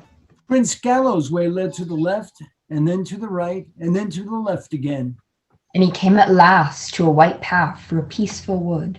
As he jingled along the path, Gallo stared in amazement at a kind of forest he had never seen before. The trees were hung with signs and legends. Lost babes found. Giants killed while you wait. 7 league boots, now $6.98. Let us waken your sleeping beauty. We put you on an urn, men put you on a pedestal. Consult panting and young. Seek Grado, even better than the true Grail. Coach pie, pumpkin wheels, horse traps, mice shoes. The sign that most interested the gaping Gallo read. Visit the 7-headed dragon of Dragor. Free, except moon days and fay days. As Gallo gazed about in wild wonder, A man wearing a silver cap and a garment made of brass saluted him. Your parchments, brother, said the man in metal. I am not your brother, and my name is Prince Gallo, said the perplexed prince. In the forest of Wilby, all men are brothers, the man said. This sounds friendly but confusing, said Gallo. I have no parchments, brother. The man looked grave for a moment, then closed one eye and spoke in a low voice. You have the semblance of a gentleman of intelligence and wit, he said. Now, it just happens that I have here an extra set of proper parchments that I will let you have for a song. What song shall I sing? said Gallo. In the forest of Wilby, a song is 3 large emeralds. The man replied. Have you 3 large emeralds? From the sack on his saddle, Gallo extracted 3 emeralds and gave them to the man, who thereupon handed the prince a red parchment, a blue parchment, and a white parchment. Give the red parchment to the man in white, the blue parchment to the man in red, and the white parchment to the man in blue. he said. It's less simple that way for everybody. The man in metal touched a finger to his cap and walked away. Gallo rode along the edge of a woods until he came to another path. And he rode down the path until he came to a man in white. Gallo gave the man in white the red parchment. Will you point me the way that leads to the 7-headed dragon of Dragor? Asked the prince. The man in white was staring at the red parchment. This is not a true and proper parchment, Said the man in white. The seal is missing. The signature is doubtful. The symbol is yesterday's. He was grave for a moment. Then he closed one eye and spoke in a low voice. You have the semblance of a gentleman of courage and nobility. He said, You journey on a mission of high peril, for I'm dressed in green. Now I could tear his parchment up and let you pass, and make no cross for you on that there tree to show night has gone this way. But that's too safe for your discomfort and for mine. I'll change the sealing, signature, and symbol to make the parchment proper. And all this for a song, brother, all this for a song. It's more perilous that way for everybody. Prince Gallo sighed and gave the man 3 emeralds from his sack. And rode on till he came to the man in blue. The man in blue took the white parchment and was grave for a moment. Then he closed one eye and spoke in a low voice. You have the semblance of a man of learning and discernment, brother, He said, I can't let you pass until you prove your power to read. And how can you, or I, would anyone read this? He gave the parchment back to Gallo. Who saw that the writing on it could be read only by holding it up to a mirror. I cannot read these words unless I have a looking glass. Prince Gallo cried, The man in blue produced from his sleeve a silver and ivory mirror. and handed it to the frowning prince. Now, read the legend in the glass, He said, Gallo tucked the parchment under his chin, held the mirror before him, and read, Forget the past, enjoy the present. The future will take care of itself. Prince Gallo let the parchment drift to the ground. I have a strange feeling that I'm neither here nor there. he said. This is neither now nor then. I'm caught somewhere between the day before yesterday and the day after tomorrow. The man in blue looked grave for a moment. That is because you have ridden out of the past into the future. He said. He closed one eye. In giving up was for will be, you have lost am. He spoke in a low voice. You have had the past, you behold the future about you, but you have no present. Now it just happens that you hold in your hand a very fine present, the present of ivory and silver fit for a princess. Vulcan made it for Venus, who left it to Cleopatra, who gave it to Isolde, who bequeathed it to my grandmother. I will let you have it for a song. Prince Gallo sighed, drew 3 emeralds from his sack, and gave them to the man in blue. Which way to the 7-headed dragon of Dragor that guards the sacred sword of Lorelau? He asked patiently. Turn right, then right, then right, then right, Said the man in blue. But that would take me round in a square and bring me back to where I am now, Said Gallo. It's much more impressive that way for everybody. Said the man in blue as he walked away, clicking his emeralds. The second son of Claude rode around the square of paths as he had been directed. And when he came back to where he had started from, he found a man in red waiting for him. Your blue parchment, Said the man in red. Gallo handed him the parchment.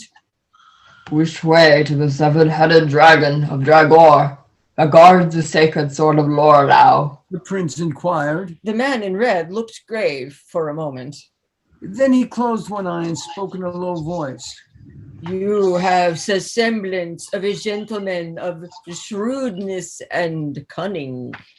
He said. Close your eyes, brother. Gallo closed his eyes, and the man in red concealed the parchment under a stone. Open your eyes, brother. He said. And Gallo opened his eyes. Do you see the blue parchment that I hold in my hand? Asked the man. No, you do not, for I have made it invisible. In the same manner, I can make you and your horse invisible, so that you can ride up to the 7-headed dragon of Dragor and take the sacred sword of Lorelau without being seen. This service I will perform for 3 songs. Gallo took 9 emeralds from his sack, Which left him only 12. and gave them to the man in red. You are invisible now, and neither man nor dragon can see you. Said the other. It is more deceptive that way for everybody. Which way to the 7-headed dragon of Dragor? Demanded Gallo. The hard way. Said the man in red. Down and down, round and round, through the moaning grove of Artemis. How shall I know this grove? Asked Gallo. By its red roses and its million moons and its blue houses, in each of which sits a solitary maiden, mourning for her lover who is far away. Fear not the roaring of the dreadful Tarcomed, nor yet the whuffing, puffing of the sturdy Nasir Looper, but ride straight on. And when I have passed through the grove, Asked the prince. Turn to the right and follow a little white light. Said the man in red as he walked away, jiggling his emeralds. Gallo rode and rode till he came to the grove of Artanis. The scent of the red roses assailed his nostrils. The light of the million moons blinded his eyes, The moaning of the lonely maidens deafened his ears. so that he galloped as fast as his horse could go until he came to a winding road and turned to the right. In front of him appeared suddenly a little white light. And he followed it, round and round and down and down. Presently, Prince Gallo heard the sound of many people talking And laughing and shouting. and singing. And he saw tables along the side of the road spread with fruits and meats. And other tables piled with baubles And gewgaws. and gimcracks and kickshaws. New to his sight and strange to his memory. On the trees hung heavy musical instruments he had never dreamed of. And the people were dressed in a remarkable fashion and danced in a remarkable way. Down and down and round and round. Above the sounds of the people rose a curious and alarming buzzing and whirring. And ringing and thumping. There you are, brother. cried a A man. man dressed in black and blue, and he held out 7 small spheres to Gallo. 7 balls for 12 emeralds. Try your luck. You hand me these spheres. Said Gallo in a puzzled tone. You cannot see me, for I have been made invisible. Of course I see you. Said the man. Plain as day, big as life, ugly as sin. Buy the balls and toss them in. I do not understand what you are saying. Said the bewildered prince. Look, brother, Said the man. 12 emeralds get you 7 balls. You throw the balls at the 7-headed dragon of Dragor in that striped tent yonder. The greatest mechanical wonder of the age, meaningless but marvelous. The 7 heads go round and round and down and down. Try your luck, try your skill. Toss a ball into each of the 7 heads and you win the genuine and only sword of Lorelei. A ball and 6 2 golden bricks. 5 and dandy, a box of candy. 4 a key and 3 a rose, and so it goes, and so it goes. The man gave the 7 balls to Gallo and took his sack of emeralds. You can't win, brother, He said. and I can't lose. That makes it fair and square for everybody. He looked grave for a moment. Then closed one eye and spoke in a low voice.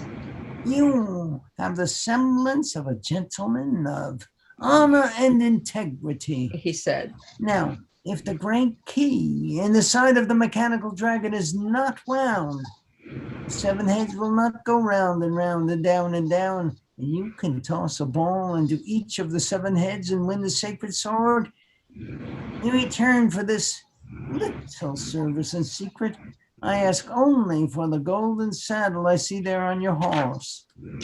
Gallo was so confused he could not say a word. He strode silently into the striped tent, and there he saw the 7-headed dragon. Its head's now motionless. Their mouths open. Between the claws of its great feet lay the glittering sword for which he had endured so much. One after another, Gallo tossed the balls until each had dropped into a separate gaping mouth. Then he walked over and picked up the sacred sword of Lorelei and left the striped tent. As he did so, a small, tired man appeared, Walked to an iron chest, opened it, And took out one of 100 identical swords. and placed it between the paws of the mechanical dragon. He yawned and shuffled away. Outside the striped tent, the man in black and blue waved gaily at Gallo. As the prince mounted the bare back of his black horse and rode off swiftly the way he had come, Up the winding road, past the little white light, Through the grove of Artanis, and along the many paths, until at last he broke out of the forest of Wilby and galloped for the castle of his father. the sacred sword of Lorelei shining in his hand. the princess Standing at the tall window in the high room of King Claude's castle, strained her eyes and held her hand to her wild heart. She tried to pray, but since she had a memory of trees and fields and a memory of nothing more. she found no prayer to say. The princess tried again to remember her name, and she could not. A black doubt crept into her mind and heart. Perhaps she was in truth a nameless waif, A woman of the fields or kitchen, changed into a deer by some woods or castle wizard whom she had unwittingly offended. While milking a cow or serving broth. If so, it might have been the wicked wizard's whim to cast a spell that only a king's 3 sons in hot pursuit could break. Perhaps the sorcerer had laughed and said, 3 sons of a famous king will break your spell and break their hearts, and then your own. For who would have a milkmaid for his bride? Perhaps the true disenchantment would come.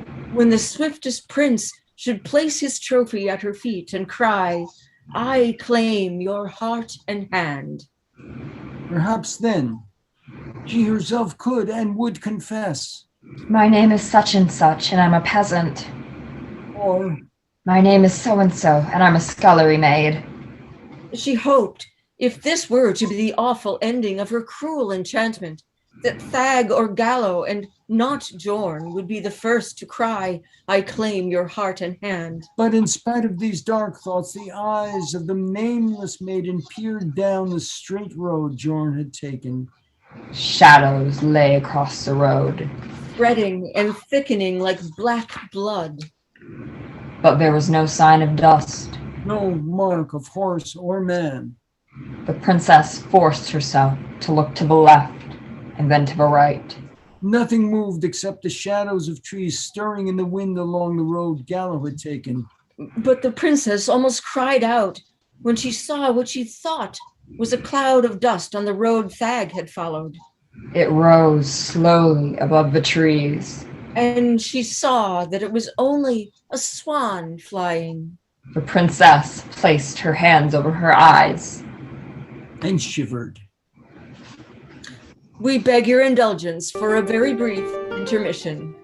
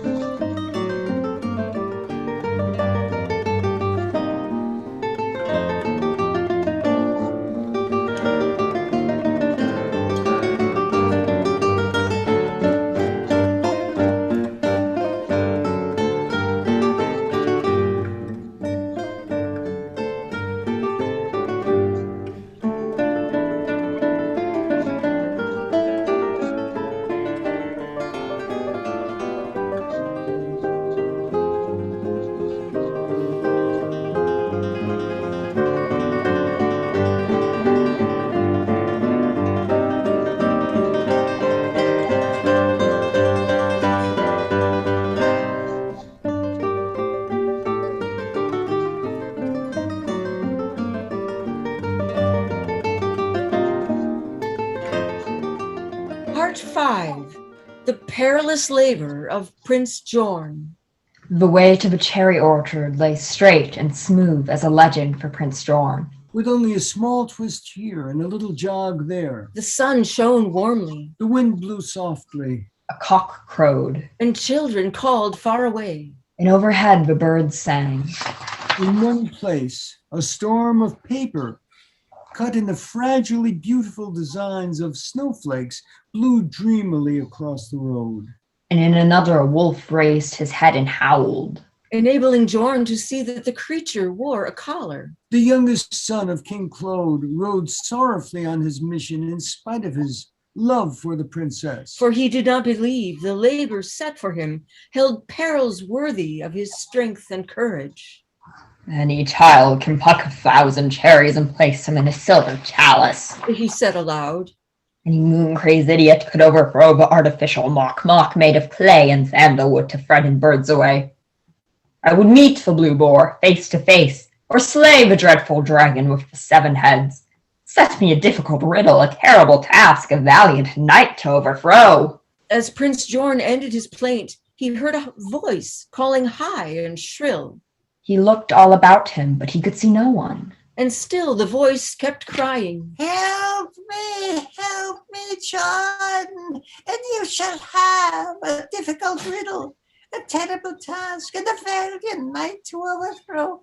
Help me, John. The prince looked left and right. And north and south. And down and up. And when he looked up, he saw her. A witch, caught on the highest branch of a tree, crying pitilessly. A witch hung high in the air like a smoky lantern. Prince Jorn dismounted and climbed the tree. And lifted the witch from the highest branch. And carried her safely to the ground. I was riding the whirlwind, she said, and got caught in the tree, and lost my broom, and woe was me. Jorn looked all around and realized at last that the witch's broom must have fallen into a clump of tall plants called witch's broom. Because they looked so much like a witch's broom. It took him a long time to find the witch's broom and the witch's broom. But he stumbled on it at last and returned it to its owner. For your kindness, Prince John, said the witch as she mounted her broom.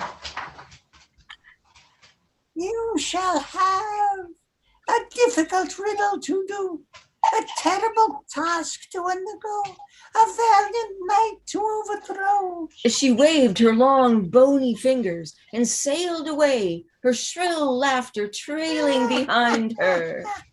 Jorn rode along the straight, smooth way until he came to where a sphinx crouched beside the road. Name me a riddle, Sphinx, said Jorn. The stony eyes of the sphinx stared straight ahead. And its stony jaws did not move. But it spoke. What is whirly? What is curly?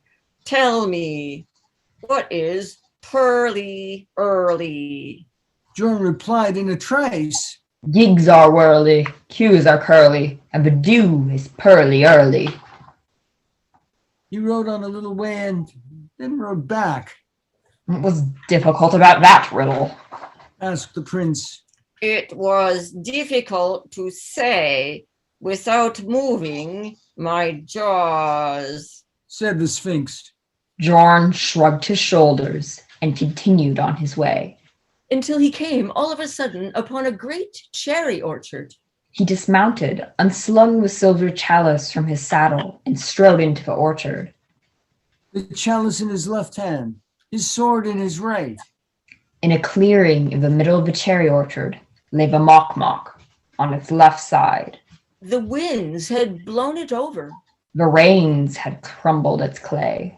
And the worms had eaten its sandalwood. The head of the mock had broken off in its fall, and larks nested in the hollow eyes. An enormous rock perched drowsily on the shattered monster's flank. And Jorn drove it off with the point of his sword. Not far away, in a rusting suit of armor, lay the dusty bones of a knight who had died of terror in the days when the mock had been new and awful to look upon. Jorn saw that the branches of all the trees hung close to the ground under the weight of bright red fruit they bore. And he wondered that the cherries could be so heavy. He dropped his sword in the grass.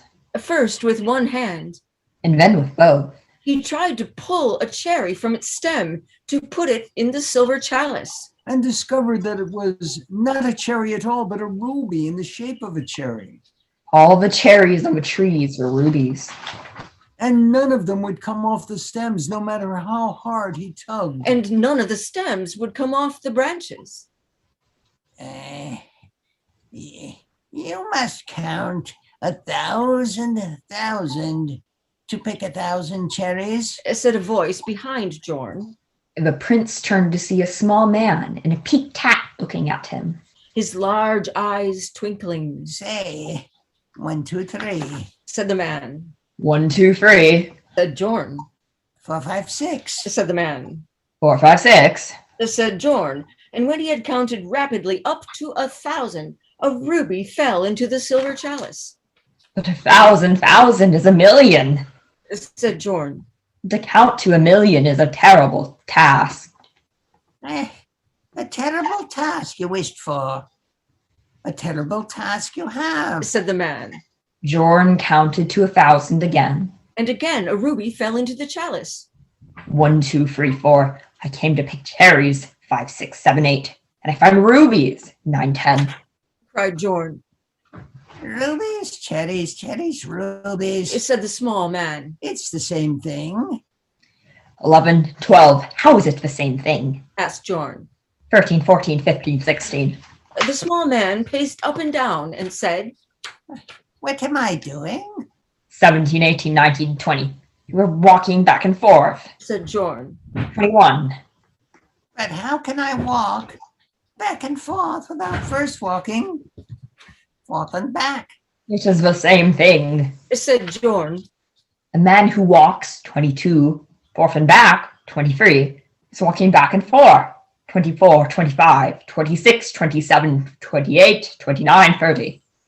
If forth and back are back and forth, then back and forth is forth and back. Forth is back and back is forth. Said the small one. I do not see how this helps me in this terrible task. Said Jorn. He finished counting his third 1,000, and a third cherry dropped into the silver chalice. At this slow pace, Stag will ride home ahead of me with the golden tusks of the great blue boar, and Yallow will ride home ahead of me with the sacred sword of Lorelau, and one of them will marry the princess while I still count cherries into my chalice. 1, 2, 3, 4, 5. The small man sat on the ground and looked at the prince, and listened as he counted to his fourth 1,000. And the fourth cherry fell into the silver chalice. Jorn began to count again. 50 princes in 50 years have come to this orchard to gather cherries or rubies for this princess or that, Said the small man. and not one of them has used logic in his labor. No, I am not a prince, and I cannot make the cherries fall, no, or the rubies, if you will. I have let the other 50 princes pluck the fruit or the jewels in their own way because it is worth counting to 1,000,000 for the heart and hand of a lovely lady. With you, my friend, we have this stag to think of and this gallow. There is a logical secret to the falling of the cherries. I cannot tell it outright, but I can ask you questions. 348, 349, 350. Said Jorn. What questions would you ask? Does a cherry drop when you say 99? No. Does a ruby fall when you say 999? No. When does a cherry or a ruby fall? 351. When I say 1,000. Said Jorn. A ruby dropped into his silver chalice. 1,000.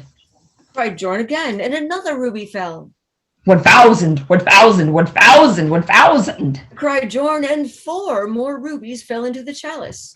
In no time at all. Or, to be exact, in 1,000th the time it would have taken him to count to 1,000,000 by ones. Jorn had filled the chalice with 1,000 rubies. He looked around to thank the small man in the peaked cap, but he was nowhere to be seen. Instead, there stood before Jorn a knight in black armor. The tallest and strongest black knight. that the young prince had ever seen. Name me your name, Black Knight, Cried Jorn. I am Duff of the Dolorous Doom. Thundered a great voice under the gleaming casque, which covered all save the dark eyes of the Black Knight. 50 princes have I fought beneath these trees and lived to tell the tale. Jorn put down the silver chalice and picked up his sword. I am armored all in steel. Sets not the balance in my favor. Rumbled the Black Knight. Jorn raised his sword. The Black Knight kept his own sword at his side. There's magic here. I warn you, Prince. What's mightier than magic? Miracle. What's miracle? Asked the Black Knight. Love's miracle enough. Armor, Prince, is stronger stuff. The Black Knight raised his sword swiftly, and steel rang against steel. Duff swung his sword above his head with both hands as a man swings an axe. And brought it down so savagely that it whined in the air. But Jorn stepped quickly to one side and thrust out a chink he detected in the Black Knight's armor, just under the right shoulder. Duff brought up his sword barely in time to strike Jorn's sword away. Time and again he lunged and swung and thrust. And time and again Jorn parried the lunges and sidestepped the swinging steel. Stabbing at the chink in Duff's armor whenever it gaped open. Once, when a lightning thrust threw Jorn off balance, The Black Knight would have cleft his head to his chin. Had he not in turn been thrown off balance by stumbling against the chalice of rubies, scattering them in the green grass. the battle surged and circled. In and out among the trees. With a great ringing and clashing of steel. The point of Jorn's sword struck like a bright snake at the chink through the Black Knight's armor, which opened and closed like a small mouth as he lunged and drew back and lunged again. The Black Knight began to breathe harder and harder. His thrusts were slower and slower. and he no longer lifted the sword high over his head for the cruel slashing strokes. Which in the first hour of the battle had fallen close to Jorn's body. At last, the Black Knight raised his sword above his head with both hands. For a stroke that would cut the young prince in two like an apple. And swift as light, Jorn's sword darted from a chink under the right shoulder. His sword point cut deep. And the Black Knight's weapon fell to the ground. His right arm swung uselessly by his side like a pendulum. The massive figure in black steel staggered and fell to the ground with a great clangor. The casque that had hidden all save the dark eyes of the Black Knight was wrenched loose. And rolled over and over, stopping with a clank against the silver chalice. Prince Jorn saw To his amazement and horror, that the head and face revealed to him were the head and face of a man of 70 years. Jorn knelt beside his fallen foe in sorrow and regret. and held the knight's head in his arms. I would have not have fought so vulnerable a knight had I known. Said Jorn. You... The fearful thing I seemed to be, and that's the test. And proof of valor, that's the proof and test. When all is dark within the house, who knows the monster from the mouse?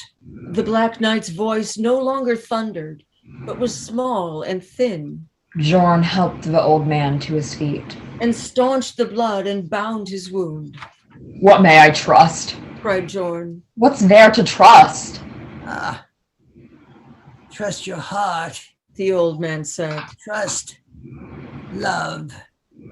50 years ago, I undertook a fearful labor for a lady's love. Armored all in pride and arrogance, I sought to meet the dreadful Mokmok face to face, and came upon this harmless thing of wood and clay. And love's a whim, I cried, and man's a fool. A peril in a labor, prince, lie not in dreadful monsters or in mighty deeds, but in the keeping of the heart a man has won. This is the dolorous doom of one who rode not home to claim his lady's hand. That each and every Maytime till I die, I must be overthrown by love, which once I overthrew. Jorn was silent for a little space, and then he said, One of your brothers, then, came back with a golden tusk or a silver sword and won the lady's hand. The old man shivered inside his armor. She never wed, but sat with owls by day and cats by night, peering far and near and crying, hark! The true love came in every form, in dust and wind and roses.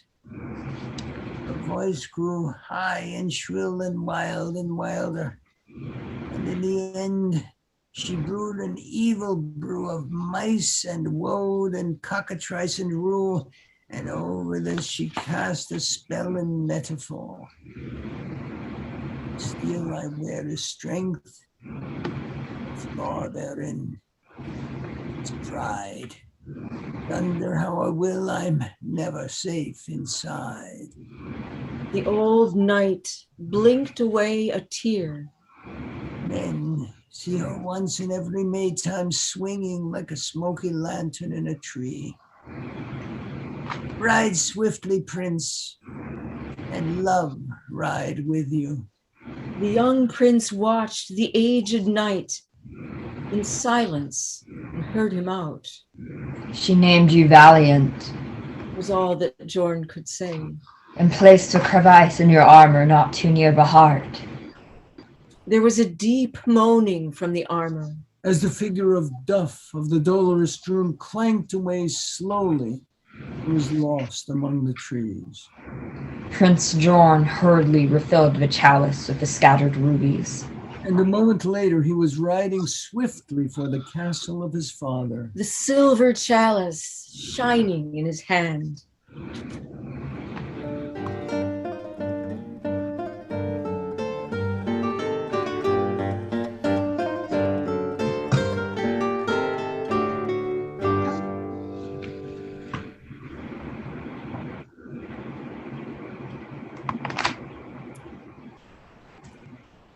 Part 6, The Dark Enchantment.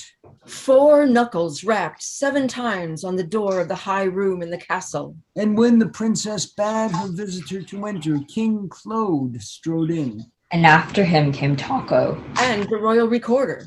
and the royal physician.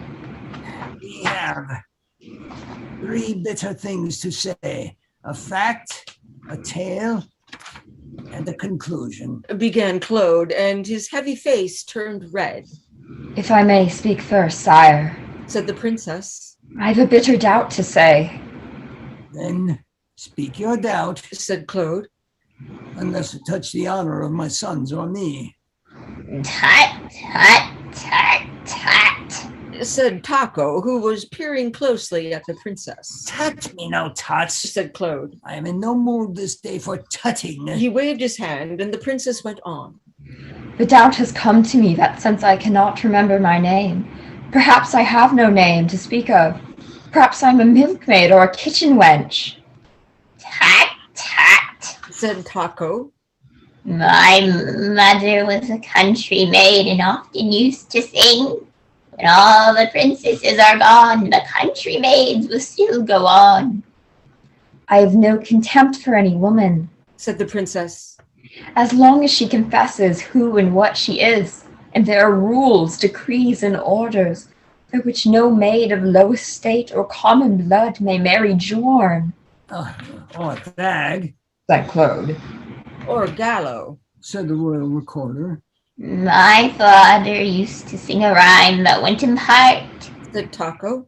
Kings and princes, dolts and dunces. Well, end your rhyme in the dungeon if you do not hold your peace. Cried King Claude. He walked over to the princess, who was once more scanning the 3 roads with anxious eyes. I could swear, and almost do, in spite of facts I'm privy to, that you're a princess of the blood. He turned and addressed the others. Mark the manner of her speech and the carriage of her head. And the slimness of her ankle and the smallness of her foot, said the royal recorder. And the fineness of her forehead and the brightness of her eye, said Taco. You were deceived by illusion, cried the royal physician, who had been quietly taking his own pulse, but not counting it. For as a patient, he still considered himself sick, while as a physician, he contended that he was well. It's this confounded sorcery. I tell you, nothing confuses the practice of medicine one half as much as sorcery. I recall a patient I had, a wizard who could cause a tumor to dance all over his body and assume even the appearance of a flower or jewel. Let us not be taken in by false shapes and semblances. What is, was, and what was, will be. How tests the creature's heart.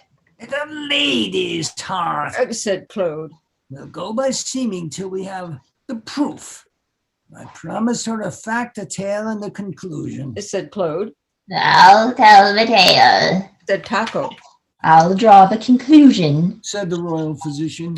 I'll state the fact, said the royal recorder. It is a fact, then, he said to the princess, that you cannot remember your name.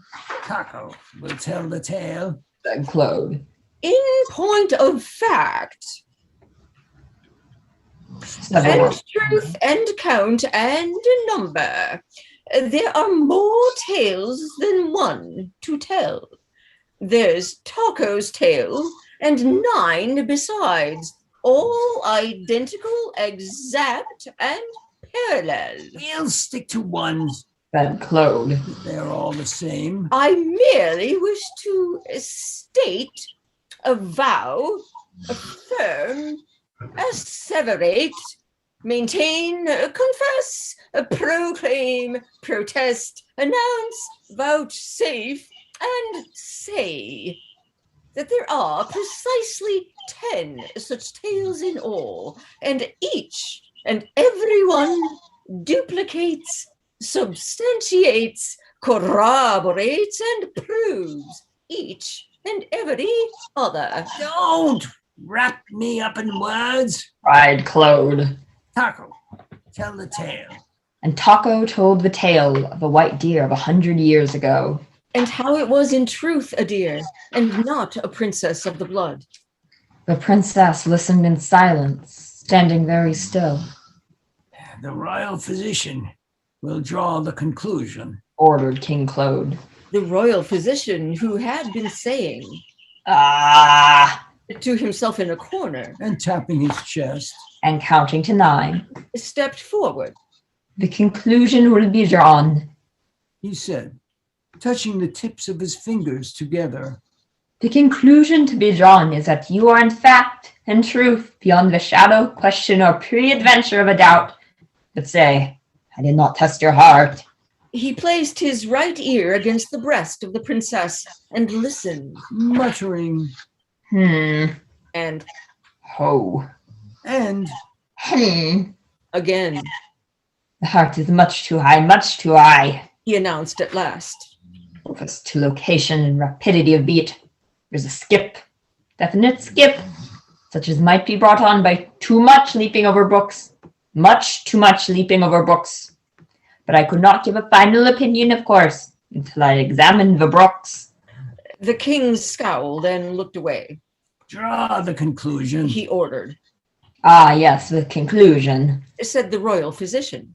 The conclusion is that in all human probability, or should I say all animal probability, but certainly not to all intents and purposes, you are, dear lady, dear creature, I should say, a deer.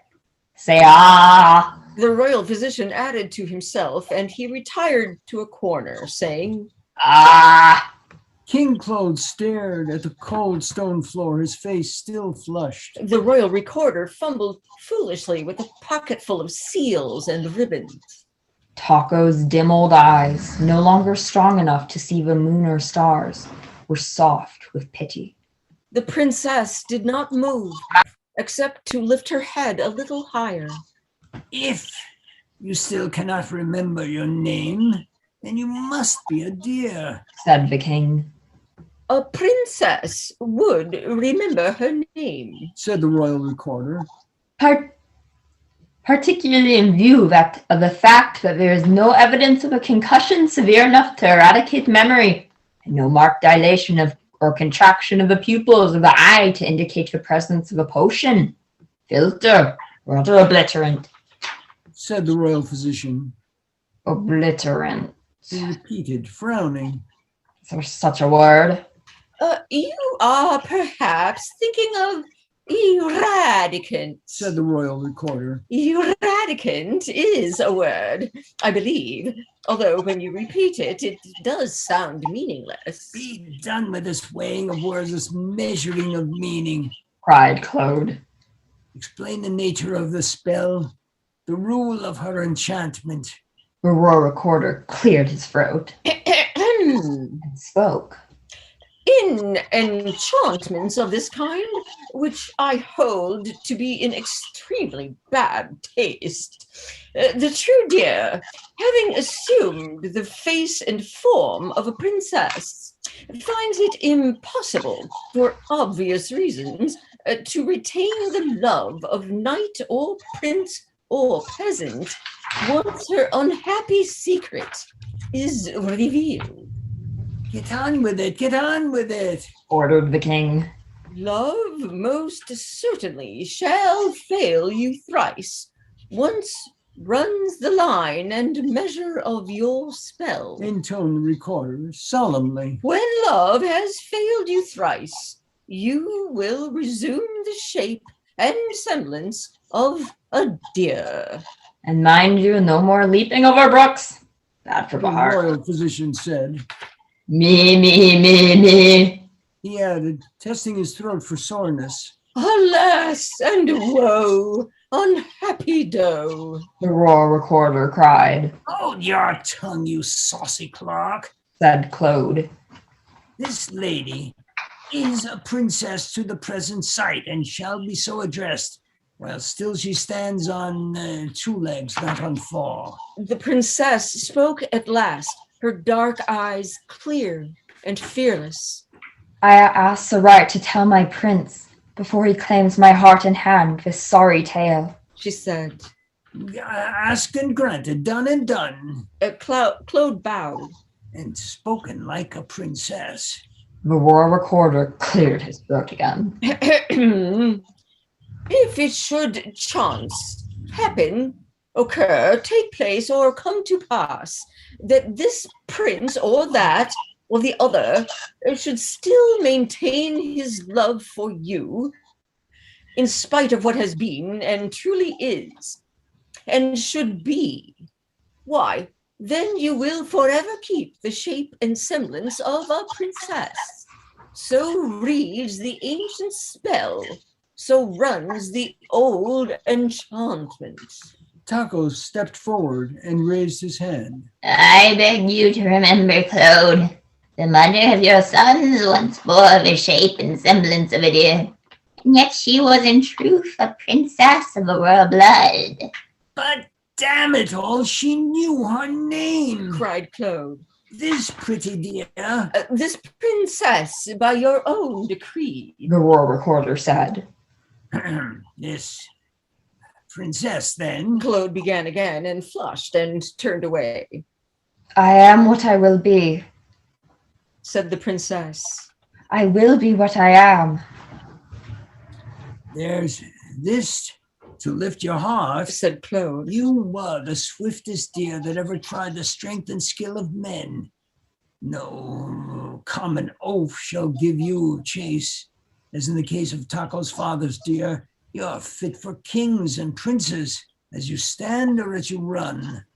The room had clouded with darkness. And in the moment of silence that followed the king's high praise, there was a distant sound of many hoofbeats. The king strode to the window and looked out. What magic's this? He shouted. Behold, 3 trophies shine together, 3 princes ride as one. Their paths have crossed and joined. Where inch and second meet, there's miracle in this, and sorcery. Taco The royal recorder. and the royal physician. peered over King Claude's enormous shoulders and bellowed. Thag, And Gallo and Jorn, galloping for the castle gates. your trophy shining in their hands. Their horses racing nose to nose as if in single harness. The princess, Who stood with her back to the fading light of the window, her eyes closed. felt a hand take hers. And heard the deep voice of Quando the dwarf say, Come. He led her from the room and down the winding stone stair and into the great circular chamber. He handed her into the high carved golden chair and squatted on the floor beside it at her right. The circular room rang with the sound of running feet, and the breathless king and his breathless retainers rushed in through one door, And the panting princes rushed in through another. Before the princess in the golden chair could make the sorry tale of her enchantment heard. Above the stamping and the shouts, the princes placed, all at the same moment, their trophies at her feet. Thag, the golden tusks of the great blue boar, Gallo, the sacred sword of Lorelau, And Jorn, the silver chalice filled with rubies. and while they cried in perfect unison, I claim your heart and hand. a heavy breathing silence fell at last, and no man moved. The princess knelt, Each on one knee. their eyes upon the princess. The king and his retainers stood like frozen men. Quando squatted, motionless, The princess rose, Straight and fine and fearless. and spoke in her low and lovely voice, addressing the king. I know not what in order to proceed. Free princes kneel as one. Free trophies shine together. The king scowled and turned to the royal recorder. announce the order. He commanded. This wonder is unknown, at least in my time. Said the royal recorder. And in my time, and in my father's. Said old Taco. But I should say, if you will so decree it, Said the royal recorder to the king. Decreed. Cried Claude. Decreed and done and done. then let the eldest son speak first, and so on in that order, I cannot see a thing. said Taco. Light the torches. Cried the king, and through the castle halls the order echoed. Light the torches! Light the torches! Light the torches. 12 small men in yellow flashed about the chamber. And in a moment flames flared from the circular wall. The princess spoke, her sorrowful eyes on Thag. You claim the heart and hand of one who's in truth a dear, changed by whim of witch or wizard to the shape and semblance of a woman. While the torches flared and flickered between the shields and lances on the wall, the princess spoke again. By old remembered spells and ancient tales, by every mark and sign, free princes claim the heart and hand of one who's in truth a dear. I know the perils you have known, the leagues forlorn, the weather born, to lay your trophies at my nameless feet. Love me truly, fail me never, woman will I be forever. But if love shall fail me thrice, I shall vanish in a trice. So tells the tale, so runs the spell. Prince Thag, do you love me well? The eldest son of Claude rose to his feet. Without a word, he broke the golden tusks of the great blue boar in his hands. And turned his back. Love has failed her once. Moaned Taco. Love me truly, fail me never, woman will I be forever. But if love shall fail me thrice, I shall vanish in a trice. So tells the tale, so runs the spell. Prince Gallo, do you love me well? Prince Gallo rose to his feet. Without a word, he broke the sacred sword of Lorelau across his knee and walked away. And turned his back. Love has failed her twice. Whispered the royal recorder. Love me truly, fail me never, woman will I be forever.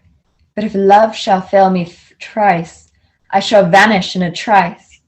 So tells the tale, so runs a spell. Prince Jorn, do you love me well? Love will fail her thrice. Croaked the royal physician. Prince Jorn rose to his feet and lifted the silver chalice filled with rubies. Throw wide the portals. Roared King Claude. Let the white deer pass. Who reaches for his lance dies like a hog. Throw wide the portals. Let the white deer pass. And through the castle halls the order echoed. Throw wide the portals! Throw wide the portals. Throw wide the portals. The white figure about stood before the golden chair was still. All eyes were strained, all necks were craned as Prince Jorn raised the chalice. One could hear a petal fall, Whispered the royal recorder. I cannot hear a thing. said Taco. Silence! Roared the king. And give her room. Denials in Jorn's heart all hear her doom. Prince Jorn spoke. What you have been, you are not. And what you are, you will forever be. I place this trophy in the hands of love. The princess took the chalice in her hands, You hold my heart. said Jorn. As the young prince spoke, the torches died to the tranquility of candlelight. An April fragrance filled the room. And Jorn beheld a new and lovelier princess than he had ever seen in life or dreams. The fragrance of my memory serve. Old Taco said, Of lilacs. Shh! said the royal physician. Who is this prince, this tall, strange prince, who takes the chalice from the lady's hand? Whispered the royal recorder. For out of nowhere, in a tick of time, a stranger had indeed appeared. A stranger, tall and dark and young.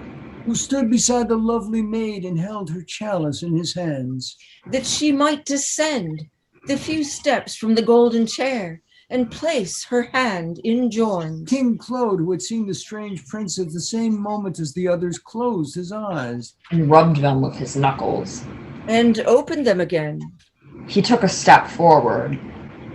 Your name, your kingdom, and your cause. Bellowed Claude. The tall prince bowed to the king and spoke. Before I name, my kingdom, and my cause, I seek a royal favor. Name is nature. Said the king. A deed undone that long has wanted doing. The prince sat down the silver chalice on the golden chair. The royal recorder cleared his throat. The favor should be named, described, and specified. The royal recorder said. It should be duly entered on a scroll and signed and sealed. Nonsense, Said the king. I like the young man's eye. The favor's granted. At this, the unknown prince strode to where Fag and Gallo stood. He caught them up, one in each arm, and knocked their heads together 7 times. and set them down. The king's loud laughter shook the iron shields on the walls. What god is this who plays with men like puppets? Bellowed Claude. The young prince bowed. My name is Tell, your majesty, and I'm the youngest son of Thorg, the mighty king of Northland. A rich and mighty monarch, and by all report a good man in the saddle. Said the king. He waved the young man on. You have my kingdom and my name, and now my cause. Your majesty, may I present to you, your sons, and your retainers, my youngest sister, noble daughter of a noble king, affianced bride of brave Prince John. Prince Tell bowed deeply to the dark and lovely lady whose hand still clung to Jorn's. Her Royal Highness, the Princess Rosanor of Northland. Claude and his men were held, as by a new enchantment. And for a long, astonished moment, No one stirred and no one spoke, The face of Claude went all the colors of a flag. before it found at last its normal flush of wine and weather. Man, liars and fiddles, bellowed Claude. meats and wines. Ah, what wine on second thought is fit for this occasion? Melt down 1,000,000 rubies. But stay, on third thought, wine in bottles. The magic's turned my heart, but not my stomach. Prince Tell and Princess Rosanor, I bid you warmth and welcome, health and joy. The case lacks precedent, The royal recorder wailed. and lacking precedent is difficult, if not indeed impossible, to classify, coordinate, and catalog. We have here terms of two distinct and unrelated sets of spells which overlapping in the legal sense, I heartily deplore. He babbled on, but no one listened. There was a great running And scurrying, And laughter, and movement. and a fine exchange of courtesy and compliment. while lyres and fiddles played. The royal wizard produced a shower of silver stars. And a great table in the banquet hall was filled with meats and flowers and wine. Prince Tell sat at the head of the table beside the king. And on their right sat Rosanor. And on their left sat Jorn. The king smote the table a heavy blow. Which set the crystal dancing. I knew her Said the king. by the manner of her speech and the carriage of her head, I knew her said the royal recorder. by the smallness of her foot and the slimness of her ankle, I knew her said Taco. by the highness of her forehead, the brightness of her eye. I knew her by the singing in my heart. Said Jorn. Thag and Gallo glowered at their plates, You are adult. said Thag. You are dunce. Said Gallo. Claude stared about him into the dark places under the shields. There is a stupid dwarf He said to Tell. who creeps about the night like cats. Like cats or like a cat? Like cats. Said Claude. He seems to sit in 6 or 7 corners all at once. You've had him long? Asked Tell. 3 months or so. Said Claude. He drank off a tankard of wine. Hopped up one day and I let him stay. A good hand with the horses and the hounds. And what is more, a better judge of men than I, in proof whereof I owe the misbegotten clown a cask of gems. Never lost a wager with a lighter heart. I have a silly fondness for the dwarf. Can't say I ever showed it, though. I hope no harm's befallen him. Claude raised another tankard to his lips and drank and closed his eyes. Quando's gone forever, sire. Said Tell in an old familiar rumble that the king remembered well. The tankard clattered to the floor And Claude leaped to his feet. And closed both eyes and opened one. and stared at Tell. You're Quando! Cried the king. I was. Said Tell. The king drank off another bowl of wine before he spoke again. I like the taste of wine, He said. the feel of leather. I'll ride or drink your father down in any weather. I am a hunter, sir, a fair man in the saddle. Ah, yes, His eyes shone. in any weather. I have no mind for miracle, my friend. And were I king of all the kings, I'd make an end of magic. I have few graces, Tell, no doubt for lack of daughters. And if I have offended you, I humbly beg your pardon. Wizardry's a wofuler thing than wine, and it's befuddled stronger heads than mine. He drank deep from the bowl once more.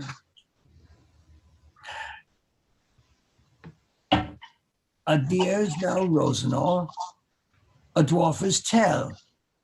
What rhyme or signal broke the spell? Who could this dark enchantment bring upon the children of a king? He smote the table a great blow and called for silence. Magic bitter, magic sweet. Claude began. He groped for a rhyme and could not find it.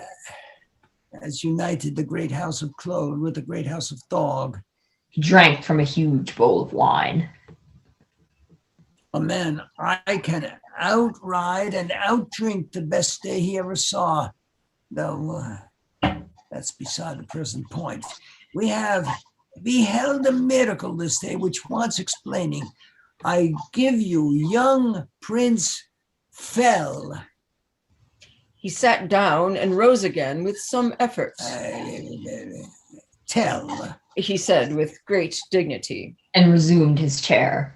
All eyes were on the young, tall prince, except the eyes of Fag and Gallo. Who were muttering to each other.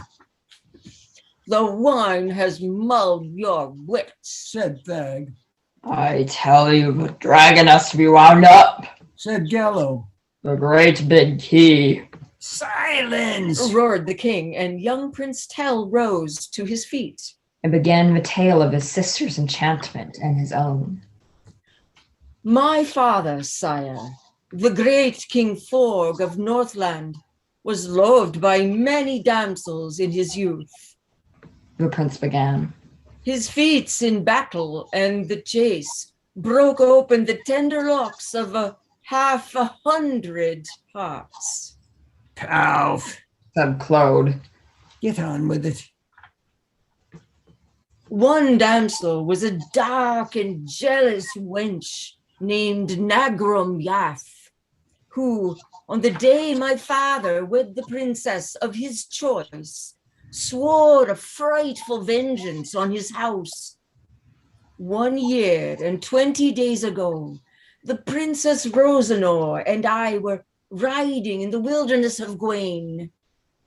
The sun went down, the wind rose, and we were lost. A crooked moon came up, and by its light we saw a creature lying in the grass, a creature like a vulture, dead or dreaming. Before I could dismount, it seemed to rise and float above our eyes, making horrid signs and symbols in the air. A witch in the unspeakable employ of Nagrum Yath. She cast her awful spells, the while we sat like stone upon stony horses. Rosenor was changed into a deer, which could be disenchanted only if and when a king and his 3 sons should bring the deer to bay. But even then she would not know and could not speak her name. But on such day and in such hour as she should hear a prince declare his love for her, in spite of doubt and dread and tattletale, the spell would break like crystal struck on stone, and she'd be Princess Rosenor again. King Claude was chewing his mustaches. And what if young Prince John here had not declared his love? He asked. If love had failed my sister thrice, Said Tell. she would have wandered nameless all her life. These spells, The royal recorder said. are shockingly untidy. These spells should all be written down and witnessed and attested. Of all assumptions in our law, the strongest one is this: scribendum est, which is to say that if the scroll does not exist, the scroll does not exist. And if the scroll does not exist, the spell is null and void, violable, unviable, and fallible, and tolerable only to the gullible. These present spells, i.e. spells A and B, involving Rosenor and Pell, hereinafter to be referred to as 1 and 2, should either be recast or just ignored as never having been in legal fact, which holds that if a thing that should not be has been, it never was. It's vastly more elastic and rewarding than the mundane or ordinary fact, which holds that just because a thing has been, it was. Scribble, scrabble, scrubble, said Claude. Mine own enchantment Tell resumed. was something else and other. I was changed into a dwarf, possessed of all remembrance.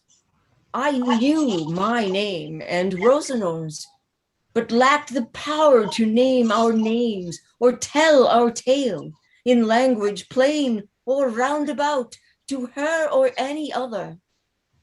But on such day and in such hour as I should hear a prince declare his love for Rosenor, in spite of doubt and dread and tattletale, then I would be Prince Tell again.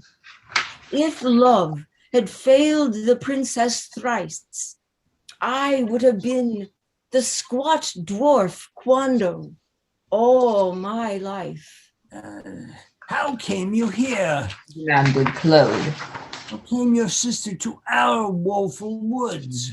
She fled through 20 kingdoms in the year of our despair, said Tell. and always Quando followed her 100 leagues behind. Minstrels, knights, and travelers would point the way.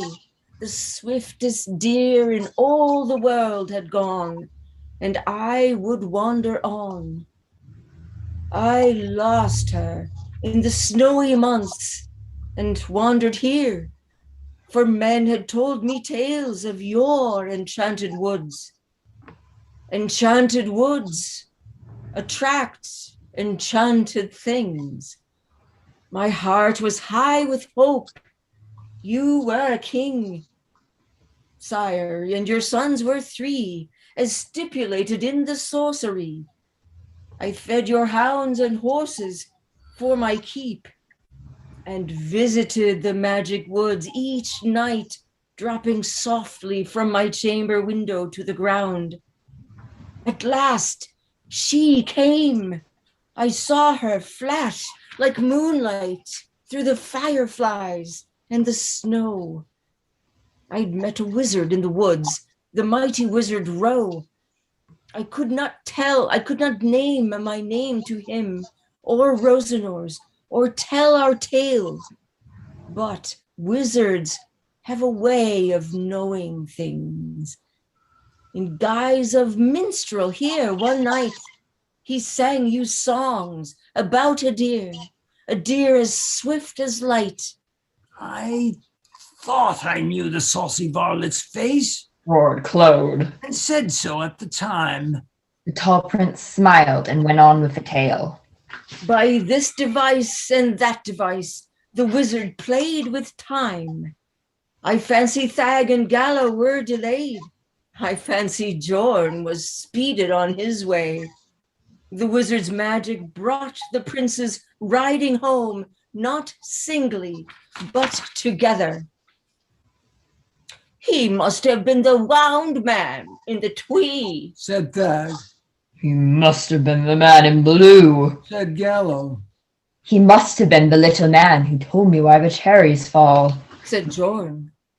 I knew they rode by sorcery and said so at the time, Cried Claude. I don't remember that you did. the royal recorder said, Nor I. said Taco, Nor I. Said the royal physician. who was striking his knee sharply under the table to test his reflexes. I do. Said Rosanor. There's magic here and sorcery, he cried. I heard it clearly. As wise as she is lovely, Shouted Claude. surrounded by these dodderers and dolts, I blow my horn in wastelands, so to speak. He picked up a fresh bowl of wine that had been set before him. So ends the tale of Rosanor's enchantment and my own. Said Tell. The rest, you know. He bowed to the king and sat down. I blow my horn in wasteland, Repeated Claude. And since he seemed about to weep, the lyres and fiddles struck up a lively tune King Claude got to his feet. and raised a tankard of wine. here's joy and He jollity, said to Rosanor and Tell. And to Rosanor and Jorn. and here's to Thog, a mighty king, the second huntsman of his time. All drink. The lyres and fiddles played brightly, And the royal wizard produced a flight of white doves, and a shower of red roses. The royal physician. who always sneezed when there were doves and roses. Got up and backed out of the room, bowing and sneezing. In the darkness of a corridor outside the banquet hall. He stumbled over a large and dreamy flop-eared dog. And fell flat on his back. He limped up to his chamber, sneezing and protesting. The wizard produced a silver fountain and a golden rain above the lyres and fiddles. Old Taco rose to his feet and recited a legend for a sundial. Which had come to him as he watched Jorn dance with Rosanor. And Rosanor danced with Tell. As slow as time, as long as love. The rose, the fountain, and the dove. The royal recorder Who had drunk more wine than was his custom, recited laws of mortmain and chancery to himself. King Claude rambled on above the music and the laughter. sing hey and ho, and drink and dance, but not too long or late. Tomorrow, when the sun is high, we ride to Northland. He winced as he pronounced the name. And closed both eyes and opened one. Still maintain I'd rather die than drink that northern wine. It's bleak as turtle tears and harsh as witches' spells. I swear the stuff is only good for rubbing rust from buckles and from bells. He raised a bowl of white clodernium high above his head. God bless us all. He cried and drank it off. And went to bed through the laughter and the music, The silver fountain and the golden rain. the roses and the doves. The next day, when the sun would have marked the hour of noon on Taco's sundials, If If it could have got at them. the king and his sons And Rosanor and Tell, started off for Northland. in full panoply and jingling trappings. 100 mules brought up the rear, carrying 200 casks of red and white. And yellow wines. Part 7, Epilogue. There is a dusty yellow scroll Written in the olden time. Which tells that on the day and in the hour when Prince Jorn said to Rosanor, You hold my heart. the dark and jealous Nagram Yaff and the wicked witch in her employ were riven and shriveled by a bolt of lightning from the blue. and removed from completely from the world. as if by a strong and strange obliterant. I find no cause to doubt the scroll. For it is signed and sealed. And witnessed And attested.